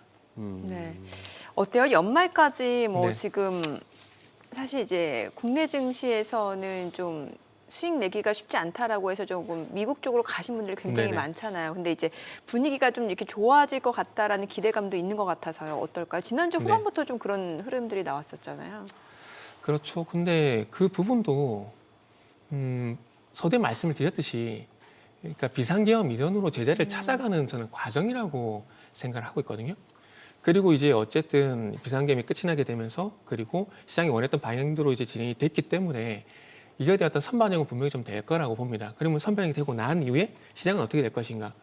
산타랠리는 올 거라고 좀 보고 있거든요. 근데 단지 그 산타랠리가 지수 쪽보다는 종목들 쪽으로, 섹터들 쪽으로 그 섹터 종목군이 결국에는 저 개인적으로는 트럼프라든지 머스크라든지 그쪽으로 연관된 종목들 쪽으로 다시 갈 수밖에 없다라고 생각을 하고 있는 상황입니다. 야, 이 환율도 굉장히 고무적이네요. 네. 이게 NDF 시세가 34원으로 끝났으면은 그건데 우리 지난 금요일 날 종가가 33원인데 이게 34원이라는 얘기는 1개월짜리가 34원이라는 얘기는 거기다가 한 2원 더 얹어야 되니까 강세인데 더 상승 출발해야 되는데 출발 자체가 31원으로 출발해서 지금 이제 29원대까지 내려오고 야, 시장 분위기 갑자기 좋아지네. 다만 이제 워낙 미국 금리가 오르니까 미국치 10년물 많이 올랐어요. 10년물 수익률 그렇죠. 그래 놓으니까 국제 선물 쪽에서는 조금 눌리면서 우리도 국내에서 조금 이제 금리가 오르긴 합니다만 그동안의 서름 다 털어내네요. 니케이 지금 그래봐야 0.1% 한 40포인트 정도 오르는데 우리는 지금 0.7% 코스닥 1%니까 그거만한 게 없네. 사실 통화 2025년 이제 막바지인데 주요 통화들의 달러 대비 절하율 측면에서 제일 컸고 우리 원화가 네네. 제일 약세로 갔고 지수 측면에서는 러시아 다음으로 뭐 2등, 3등 꼴찌에서 했으니 네네. 어떻게 보면 지금 이 연말에 이렇게 좀 확 줄이자 하는 것도 충분히 일리는 있네요. 여기서 이제 외국인이 조금 한번 달라들어주면 편한데. 그죠. 제가 그래서 지수보다는 종목적으로 말씀드린 것들이 종목적으로. 네. 그러니까 어쨌든 시장이 원하는 방향으로 갔지만은 바뀌지 않는 부분들이 있다라는 거죠. 일단 오늘 환율이 조금 하락으로 내려오고 있긴 하지만 그럼에도 불구하고 1,400원대 이상 유지가 되고 있다는 부분들. 그리고 오늘도 지켜봐야 되겠지만 삼성전자 쪽으로 외국인의 매도가 계속 지속이 되고 있다는 거죠. 그러면서 삼성전자 매도가 나오게 되면서 시장 전체적으로 매도 우위가 잡히고 있는 부분도 있기 때문에 이 구도가 바뀌지 않게 된다라면은 시장의 어떤 기본적인 어떤 체력은 일단은 대형주보다는 중성 쪽으로 갈 수밖에 없다라는 것들이죠. 네. 그러다 보니까 계속해서 개별 섹터 이슈에 집중하자는 말씀을 드릴 수밖에 없는 부분들이고. 사실 대형주가 좀 가주려면 이제 외국인들 현물 매수가 좀 들어와 줘야 되는데 네네. 아직까지 그런 움직임은 나타나지 않고 있다라는 거잖아요. 네네. 예. 그러면은 대형주 갖고 계신 분들은 어떻게 해야 되는 거예요? 대형주 같은 경우 내년 네. 3월 달 기점으로 좀 봐야 될 것 같아요. 내년 3월이요? 네. 그때 공매도 금지가 해제가 되거든요. 아, 네. 네네. 근데 제가 이걸 왜 말씀드리냐면은 네. 작년 11월 달에 공매도 금지가 되게 되면서 저는 개인적으로 이슈, 테마 중심의 개별 종목 장세, 그러니까 중소형 장세로 넘어갔다라고 생각하고 있습니다. 근데 그때부터 잘 보시면 아시겠지만 제가 조금 전에 올해 전반적인 어떤 테마 흐름, 이슈, 섹터 흐름을 말씀드렸듯이 대형주보다는 중성주 아랫단에서 많이 움직였거든요. 물론 하이닉스란 종목이 가긴 했지만은 시장 전반적인 트렌드는 중소형주로 갔다라는 거죠. 그러면 만약에 공매도 금지가 이게 중소형주로 가는 그 시발점이 됐다라면은 공매도 해제가 되게 된다라면은 그걸 기점에서 분위기가 좀 바뀌지 않을까라고 좀 볼 수가 있는 것들이죠. 그렇게 본다라면은 그때 가서 외국인 어떤 수급이 들어와야 되는데 들어오게 된다라면은 자연스럽게 중소형주에서 지수 대형주로 넘어갈 가능성, 그리고 아까 트럼프에도 말씀드렸지만은 지난번 같은 경우 엔비디아 중심에서 기술 중심의 어떤 주도주였다라면은 트럼프 이게 들어오게 되면 자연스럽게 또 다우 쪽으로 무기 중심 옮겨지게 된다라면은 그 트렌드를 따라갈 가능성이 있거든요. 그렇기 때문에 일단은 내년 3월 달까지는 뭐 저 개인적으로는 뭐 중소형주 장세에 갈 수밖에 없다라 생각을 하고 있고, 그리고 가장 중요한 건 이제 그 좀 전에 소장님도 말씀했지만 환율적인 부분인데 이번에 11월 달에 예상을 깨고 금리 인하를 했지 않습니까? 한국은행에서. 한은행. 네, 네, 했지 않습니까? 근데 여기서 어찌 보면은 4명이 찬성을 했고 2명이 반대를 했거든요. 예.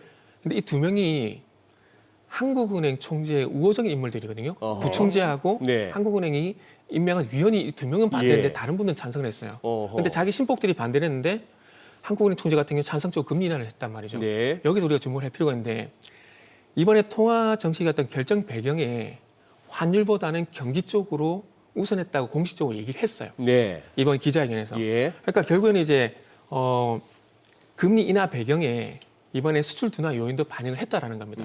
그래서 지금 어찌 보면은 그 반도체를 제외하게 되면은 지금 8월 달인가 9월 달부터 수출 증가율이 마이너스입니다.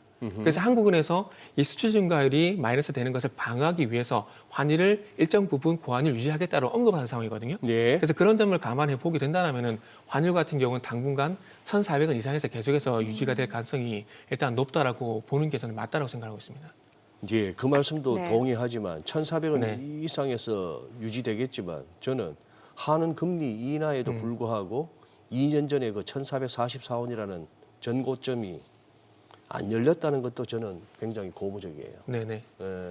그러니까 어찌 네. 보면은 한국은행도 그렇고 이 환율 뭐 1,400 올라간 건 어쩔 수 없는 일이지만은 그 부분에서 지금 현재는 잘 유지를 시키고 있다는 거, 관리를 하고 있다는 예. 거 이렇게 좀 봐야 되겠죠. 어떻게 보면 관리도 잘 되고 있는 네네네. 거고 그러네요. 네. 오늘 내용 잘 들었습니다. 고맙습니다. 네, 감사합니다.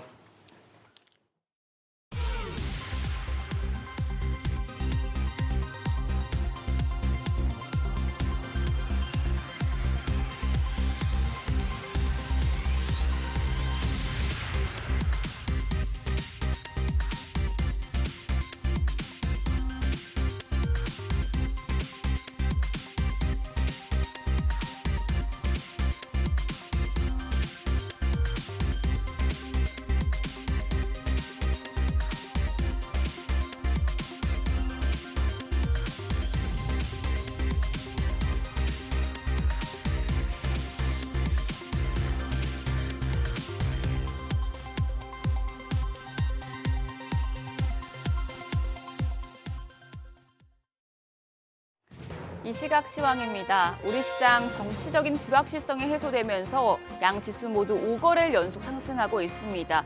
코스피가 9개월 만에 2,500선 돌파에 성공했습니다. 0.41% 올라가면서 2,504포인트 가리키고 있고요.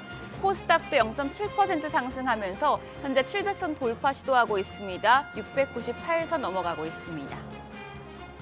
수급 상황입니다. 오늘 유가증권 시장에서는 외국인과 기관 양 매도가 나오고 있습니다. 기관 지금 14거래일 만에 176억 원 팔자 포지션으로 돌아선 모습이고요. 외국인 오늘도 팝니다. 1,126억 원의 매도 우위 기록하고 있습니다. 반면에 오늘은 개인이 1,236억 원 순매수하고 있습니다. 코스닥 시장에서도 흐름은 대동소이합니다. 외국인이 669억 원의 팔자 포지션 취하고 있고요. 기관 역시도 306억 원 매도 우위 기록 중입니다. 개인만 홀로 1,036억 원 순매수하고 있습니다. 등락률 상하이 업종 보시죠. 오늘은 교육 서비스, 그리고 에너지 장비와 서비스 업종, 가스 유틸리티 업종이 상승률 상위권에 위치해 있습니다.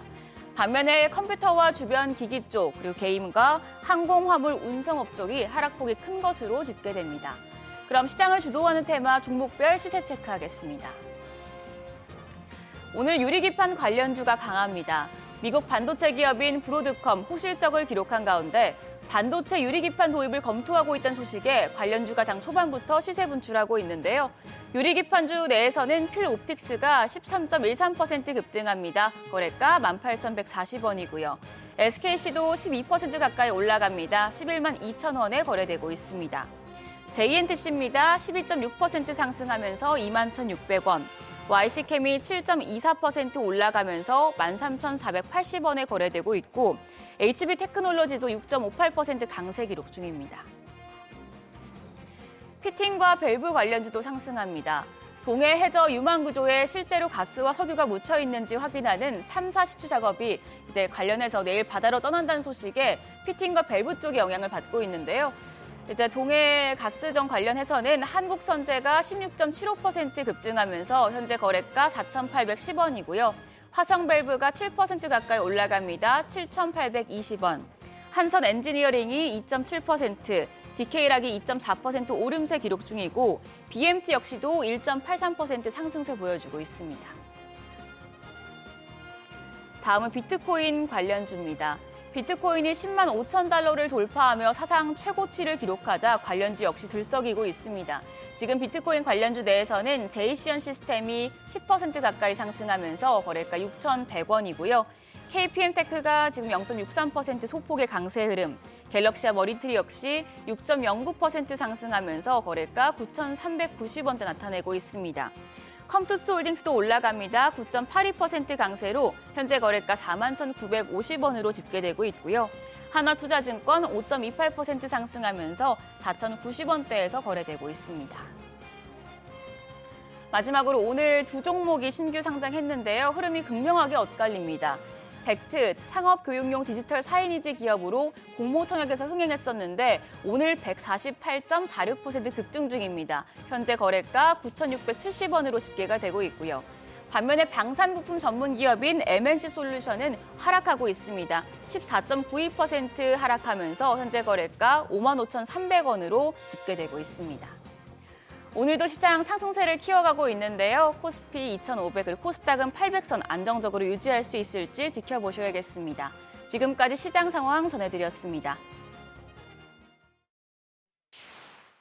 서학개미 브리핑입니다. 지난 한 주간 서학개미의 거래 내역 살펴보시죠. 먼저 5위는 리게티 컴퓨팅입니다. 양자 프로세서 분야의 선두주자로 양자 컴퓨터계의 엔비디아라고 불리고 있는데요. 지난주 구글이 양자 컴퓨터를 개발했다는 소식이 전해지면서 리게티 또한 이날 하루에만 45% 이상 급등했습니다. 리게티의 가장 큰 강점은 양자 클라우드 서비스 플랫폼인데요. 막대한 비용을 들여 양자 컴퓨터를 직접 구축하지 않아도 클라우드를 통해 리게티의 기술을 이용할 수 있습니다. 그러나 아직 양자 컴퓨터 상용화까지는 여러 난제가 남아있는데요. 이에 따른 시장 변동성이 가파르기 때문에 앞으로의 흐름 지켜보셔야겠습니다. 4위는 엔비디아입니다. 서학개미의 사랑이 조금 식은 듯하죠. 3억 7천만 달러 어치를 매도했는데요. 지난주 엔비디아는 중국 규제 당국이 반독점법 위반 혐의로 조사에 들어가면서 첫 거래일을 하락으로 시작했습니다. 그 다음 날도 협력사인 TSMC의 실적이 우려를 자아내면서 크게 하락했는데요. 여기에 애플이 자체 AI 칩을 개발하고 구글도 제미나이의 자체 개발한 반도체를 사용했다는 소식이 전해지면서 우려를 더욱 키우고 있습니다. 마지막으로 2위는 테슬라의 하루 수익률을 2배로 따르는 TSLR, 그리고 테슬라가 1위에 올랐습니다. 트럼프 2기 수혜주로 꼽히면서 고공행진하는 테슬라입니다. 당선 이후에만 주가가 60% 넘게 급등했죠. 이에 모건 스탠리는 테슬라가 AI와 로봇공학 등 다방면에서 리더십을 발휘할 것으로 기대하면서 2025년 최우선주로 꼽았는데요. 목표 주가도 기존 310달러에서 400달러로 상향 조정했습니다. 또한 중국 시장의 수요가 급증하고 트럼프 행정부에서 있을 자율주행차 규제 완화에 대한 기대감에 주가가 또 크게 뛰었는데요. 이에 서학개미는 테슬라의 매수 우위, TSLR은 단기 차익 실현을 노리고 매도 우위 보였습니다. 이어서 월가에서 주목받는 뉴욕 증시 종목 리포트 살펴보겠습니다. 먼저 브로드컴입니다. 지난주 강력한 4분기 실적을 발표하면서 주가가 24% 넘게 폭등했는데요. 특히 AI 부문 연간 매출이 전년 대비 220% 폭증한 122억 달러로 집계되면서 시장에 낙관론을 안겼습니다. 또한 시티은행은 점점 커지는 소프트웨어 사업 비중으로 매출 총이익률이 상승하면서 수익성이 더 견고해질 것으로 분석했는데요. 한편 알파벳의 주문은 둔화하고 있지만 메타로부터의 주문은 증가세가 가속화되고 있어 이 부분을 충분히 상쇄할 수 있다고 언급했습니다. 이에 목표 주가를 기존 175달러에서 205달러로 상향 조정했습니다. 다음은 오라클입니다. 지난주 아쉬운 실적을 발표했죠. 그러나 아거스 리서치의 조세프 보너 애널리스트는 오라클이 강력한 수요를 바탕으로 성장세가 가속되는 단계에 있다고 분석했는데요. 이에 오라클이 수요를 충족하기 위한 공급 능력을 확보하기 위해 자본 지출을 대폭 확대할 예정이라고 밝혔습니다. 또한 회사가 클라우드 중심으로 개편되는 과정에 있다고 언급했는데요. 실제로 지난 분기에 클라우드 서비스 사업과 인프라 사업 매출이 각각 12%, 52% 증가했습니다. 이에 목표 주가를 기존 176달러에서 200달러로 상향 조정했습니다. 한편 의료기업 기록업체 서너 인수 후 재무 상태가 정상화되는 동안 대대적인 자사주 매입 가능성은 낮을 거라고 판단했습니다. 마지막으로 어도비에 대해 번스타인은 성장세가 투자자들을 유인할 만큼 강력하지 못하다고 평가했습니다. 실망스러운 가이던스가 투자자들을 이탈시키고 있다고 언급했는데요. 특히 다음 분기 디지털 미디어 부문 가이던스가 최대 174억 달러로 예상치 176억 달러를 크게 밑도는 점에 주목했습니다. 또한 저가형 상품 시장에서의 경쟁 심화도 우려스러우며 AI 기술의 수익화가 기대보다 느리게 이뤄지고 있어 아쉽다고 밝혔는데요. 이에 목표 주가를 기존 644달러에서 587달러로 크게 낮췄습니다. 지금까지 종목 리포트 전해드렸습니다.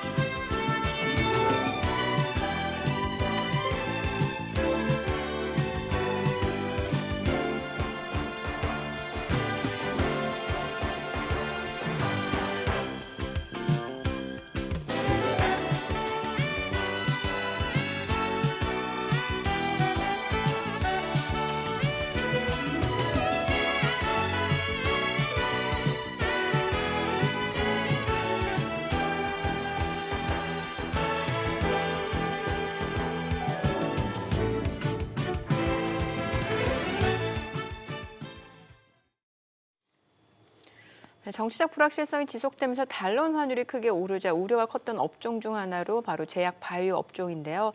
트럼프 2기 행정부 정책 수혜주로도 사실 기대감은 여전한 것 같습니다. 네, 오늘은 강하나 작가 모시고 제약 바이오 산업에 대해 짚어보도록 하겠습니다. 어서 오세요. 안녕하세요. 네.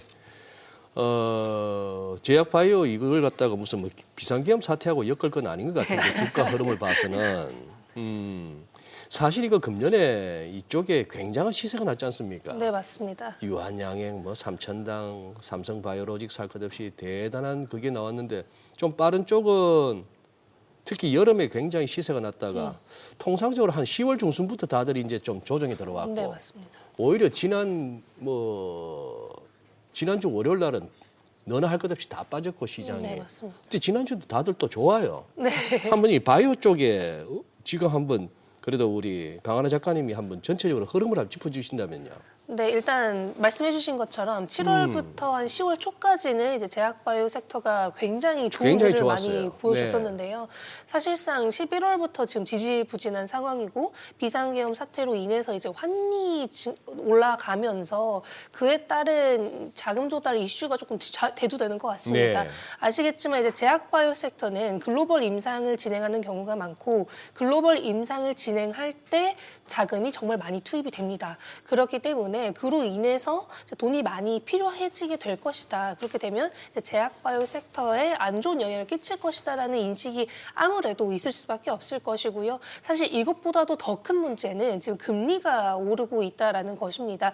뭐 최근에 이제 금리 인하를 하기도 했고 금리 인하 기대감으로 제일 많이 올랐었던 게 제약바이오 섹터이기 때문에 국채 금리가 상승하는 모습을 보여줄 때 제약바이오 섹터에 가장 큰 영향, 타격을 줄 수밖에 없는 것이죠. 그래서 그로 인한 지지부진이 조금 더 컸다. 그렇게 봐주시는 게 제일 맞을 것 같고요.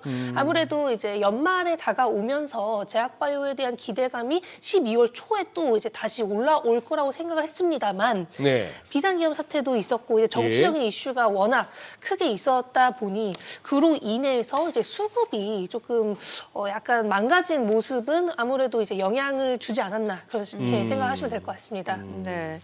이제 미국 생물보안법 추진 이슈 때문에 사실 이제 국내 제약바이오 섹터가 수혜 기대감에 좀 오르는 시기가 있었는데 이게 좀 제동이 걸린 상황이었다가 지금 보니까 미국 하원 의장이 연내 통과를 위해서 지금 방법을 모색한다 이런 얘기가 다시 나오네요. 네, 일단 생물보안법 자체가 예. 중국을 견제하기 위한 법안이지 않습니까? 그 내용을 좀 설명해 주신다면. 네, 일단 생물보안법이란 간단하게 말씀을 드려보면 미국이 중국의 바이오 기업들을 견제하기 위해서 발의한 법안입니다. 네. 일단 중국이 지금 제약바이오 밸류체인에 있어서 생각보다 큰 부분을 차지하고 있고 네. 생산이나 이제 공급을 맡고 있는 기업들이 꽤나 많기 때문에 미국 입장에서는 그게 마음에 안 드는 거죠. 그래서 이제 중국 기업들을 거기에서 조금 빼내기 위해서 중국을 제재한다라는 법안이라고 생각하시면 됩니다. 그러니까 국내 기업들이 중국이 가지고 있었던 시장 점유율을 가져갈 수 있지 않을까 하는 기대감에 국내 생산 기업들 위주로 조금 좋은 흐름 많이 보여줬었다라고 생각을 하시면 될 것 네네. 같고요. 아무래도 중국의 큰 기업들, 우시그룹 쪽이 포함이 되어 있었던 법안이기 때문에 국내 기업들이 당연히 그 큰 파일을 가져갈 수 있을 거라는 기대감이 있었다라고 보시면 되는데 가장 생물보안법이 통과되기 쉬운 방법이 사실상 국방수건 법안에 포함되는 것이었어요. 근데 그게 지금 통과가 되지 않으면서 그러면 올해 안 내는 거 아니냐라는 인식이 있었는데요. 사실상 생물보안법 법안이 총 이제 4개라는 점. 네. 그 4개 중에서 한 가지가 지금 국방수건법에서는 빠졌지만 예산지속 결의안에 포함시키려고 하는 움직임이 지금 보이고 있기 때문에 지금 국방수건법에 빠지게 만든 의원들을 보면요. 다 민주당 출신입니다. 그렇기 때문에 이렇게 되면 트럼프 행정부로 넘어갔을 때 조금 더 빠른 생물보안법 법안 통과가 가능하지 않을까. 올해 안 되더라도 내년에 충분히 통과될 가능성이 높은 상황이기 때문에 연내 안 돼도 이 기대감이 없어지기는 조금 힘들 것 같고요. 연내에도 여전히 예산지속 결의안에 포함시키고자 하는 의지가 있기 때문에 지금 방법은 다양하다 이렇게 봐주시면 될 것 같습니다. 그래요. 그리고 지금 여기 트럼프 2기 접어들면서 이제 새로운 조직이 이른바 그 정부 효율부 네. 도지 약자로 하면은 여기에 이제 수장으로 2명 일론 머스크하고 비벡 라마스와미 벌써 이름이 인도계 냄새가 나네요. 맞습니다. 확인해 보니까 85년생 같으면 우리 나이로 이제 40인데 야 젊다. 근데 이게 정부 효율부를 통해서 이제 규제 완화 기대감이 고조되면서 지금 미국 정치가 잘 간다 이런 분석도 있는데 네. 왜 이 비벡 라마스와미 여기가 제약 바이오 산업의 키맨이 된다는 얘기는 왜 나오는 거죠 이게? 이 비벡 라마스와미라는 사람이 로이반트라는 미국 바이오텍의 창업자입니다. 창업자이고 현재까지도 대주주예요. 그래요? 네, 그리고 하버드대 생물학과를 전공한 만큼 이제 바이오 어허. 쪽에 굉장한 전문가라고 할 수 있겠는데요. 그렇기 때문에 이렇게 바이오를 창업한 사람이 지금 도지 정부 효율부의 오른팔 왼팔이 돼준다면 예. 바이오텍 자체에도 조금 좋은 영향을 줄 수 있지 않을까.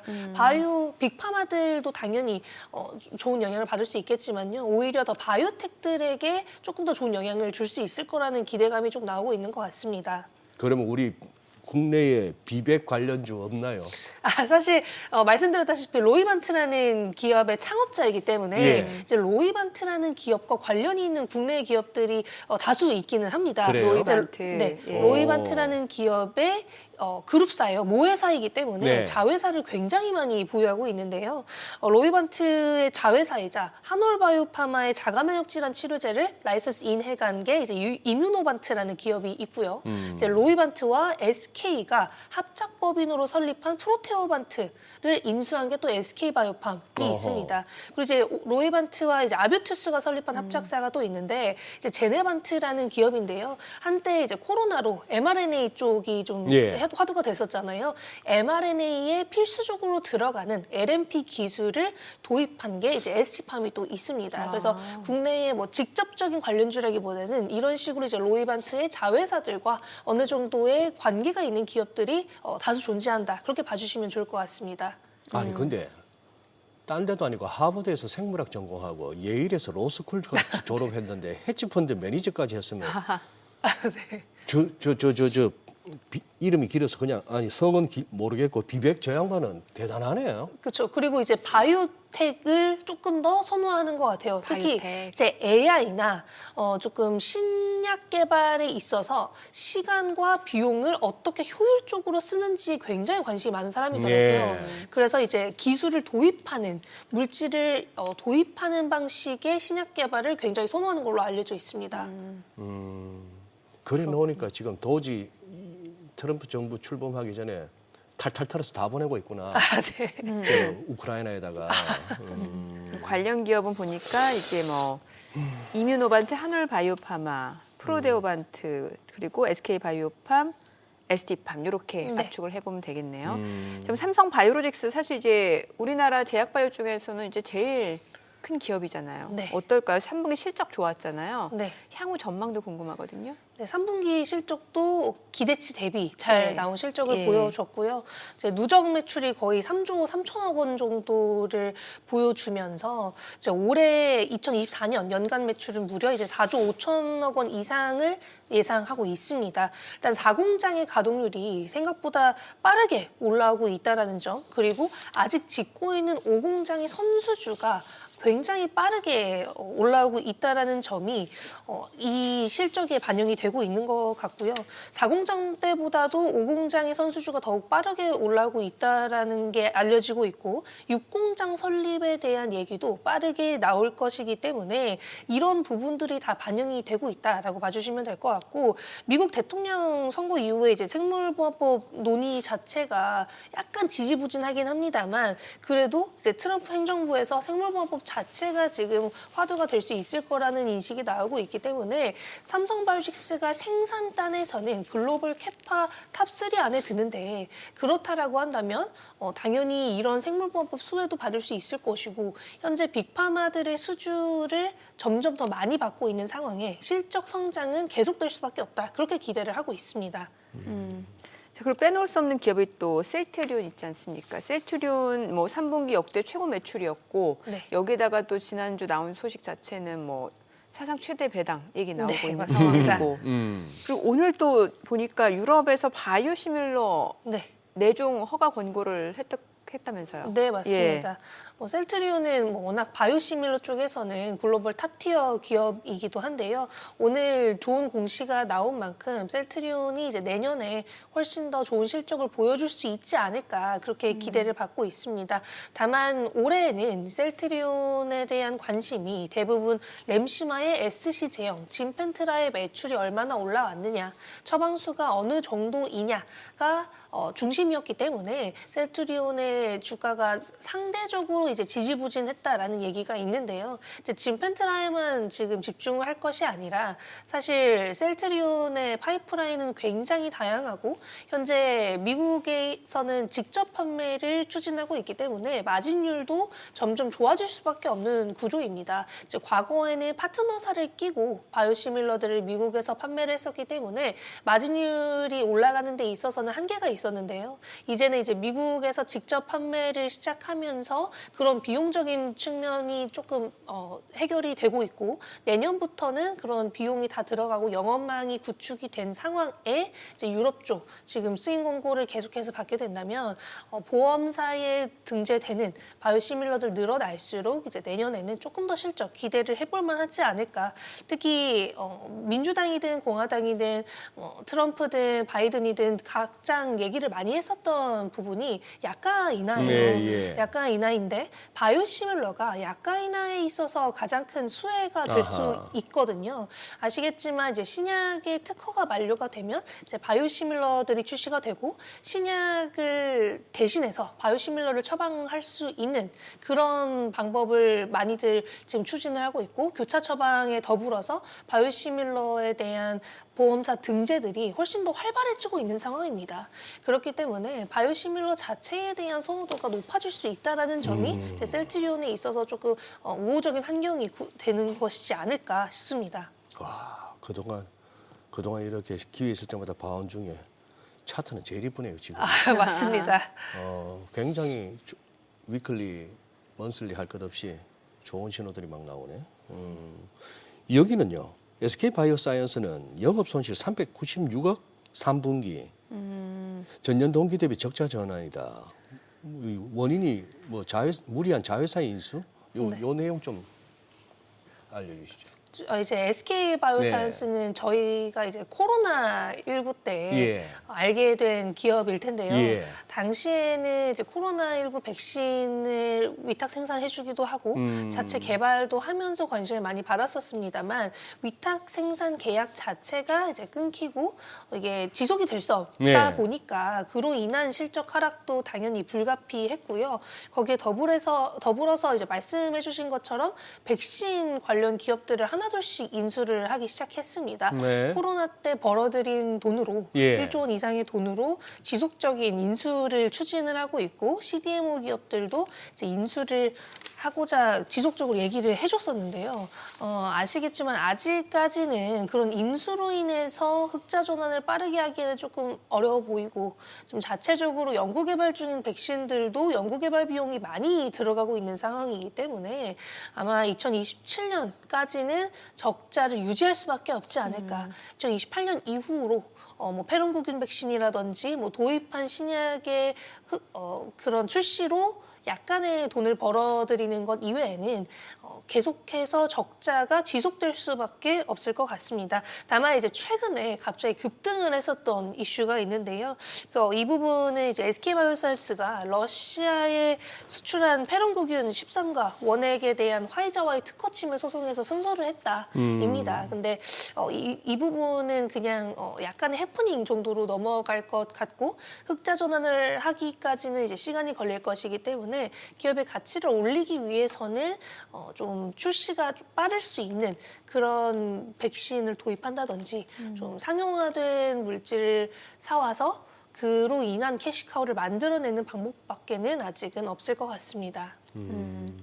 또 저희가 사실 이제 대본에 없는 기업들이긴 합니다만 좀 여쭤봐도 될까요? 뭐 녹십자라든지 아니면 알테오젠 이런 종목 이슈가 참 많았잖아요. 특히 알테오젠은 뭐 여러 가지 루머 때문에 주가가 많이 올랐다 또 휘청이기도 했는데 지금 보니까 또 그래서 30만 원 좀 지지가 되거든요. 네, 어떨까요?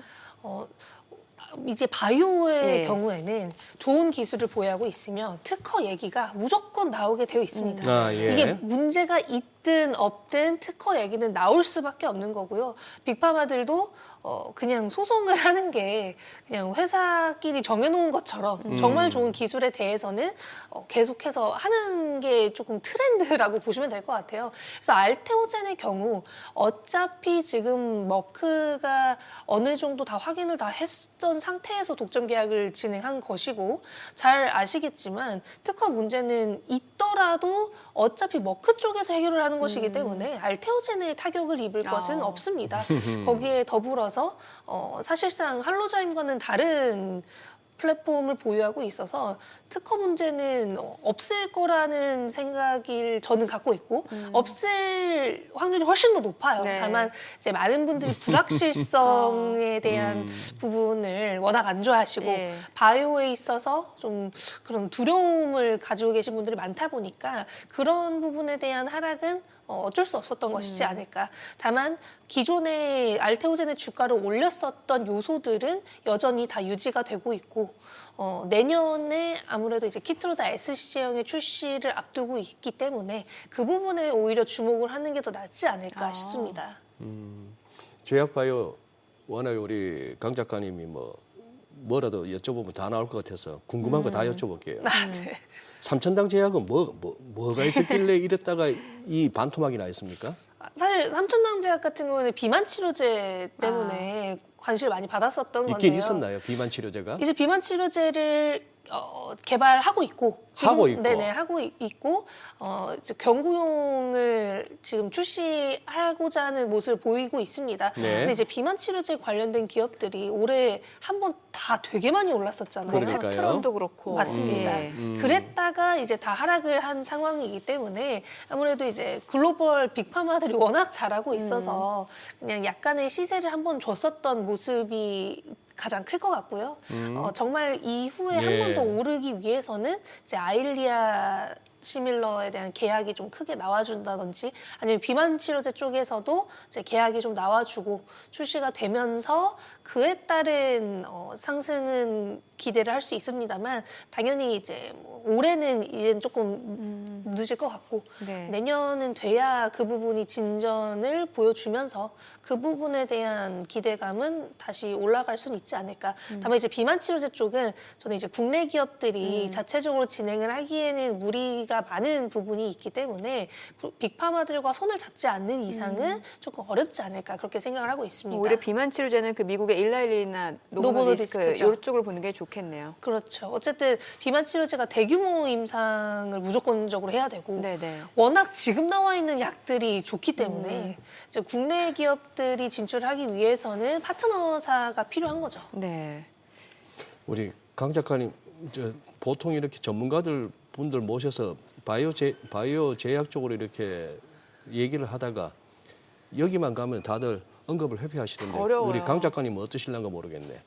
HLB 쪽은 네? 사실 뭐요? HLB 그룹 쪽은 이게 뭐 다른 걸 다 떠나서 승인을 받으면 국내 제약 바이오 섹터에 훈풍이 오겠죠. 당연히 네. 승인을 받으면 너무 좋은 네, 이슈니까. 네, 네, 네. 다만 이미 올해 초부터 지속적으로 이제 이슈들이 있었잖아요. 승인이 조금 지연된다든지 네. 거절이 되는 그런 이슈들이 있었기 때문에 요즘 트렌드는 불확실성에 베팅하지 않는다예요. 요즘은 네, 요즘은 물론 그렇지 않은 분들도 계시겠지만 바이오는 그 불확실성을 안고 그냥 대박을 기다리면서 그냥 담궈두는 거 아닙니까? 그런 분들도 장 담그듯이. 네, 이게 혹시 중국 항서제약하고 해서 더 잘 안 되는 거 아니에요? 사실 근데 중국 기업과 해서 안 된다라는 인식이 있기에는 네. 아직까지 빅파마들이 중국 기업과 라이선스 계약이나 M&A를 여전히 하고 있긴 하거든요. 이제 중국이라서 다 안 된다라기보다는 그래요? 네, 물질에 문제가 없다면 FDA도 막 억지로 거절을 하거나 문제를 삼지는 않습니다. 네. 그런 경우였으면 이제 빅파마들이 중국 기업과 라이선스 계약을 아예 안 했겠죠.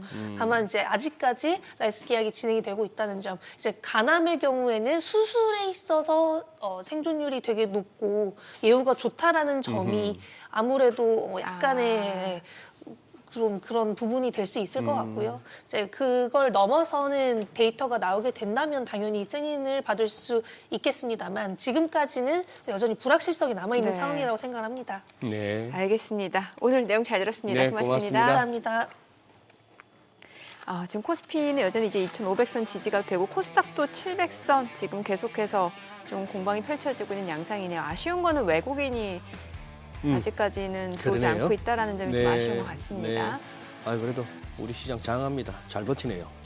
네. 무려 5거래일 연속입니다. 네. 저희 방송 중에 전해드린 내용과 관련해서 모든 투자 판단의 책임은 투자자분들께 있다는 점 알려드립니다. 네, 세상의 모든 돈 되는 정보 재테크 노하우 머니쇼. 오늘은 여기서 인사드리겠습니다. 여러분의 모든 경제 SBS 비즈가 함께하겠습니다. 저희는 내일 오전 8시에 찾아뵙겠습니다. 고맙습니다.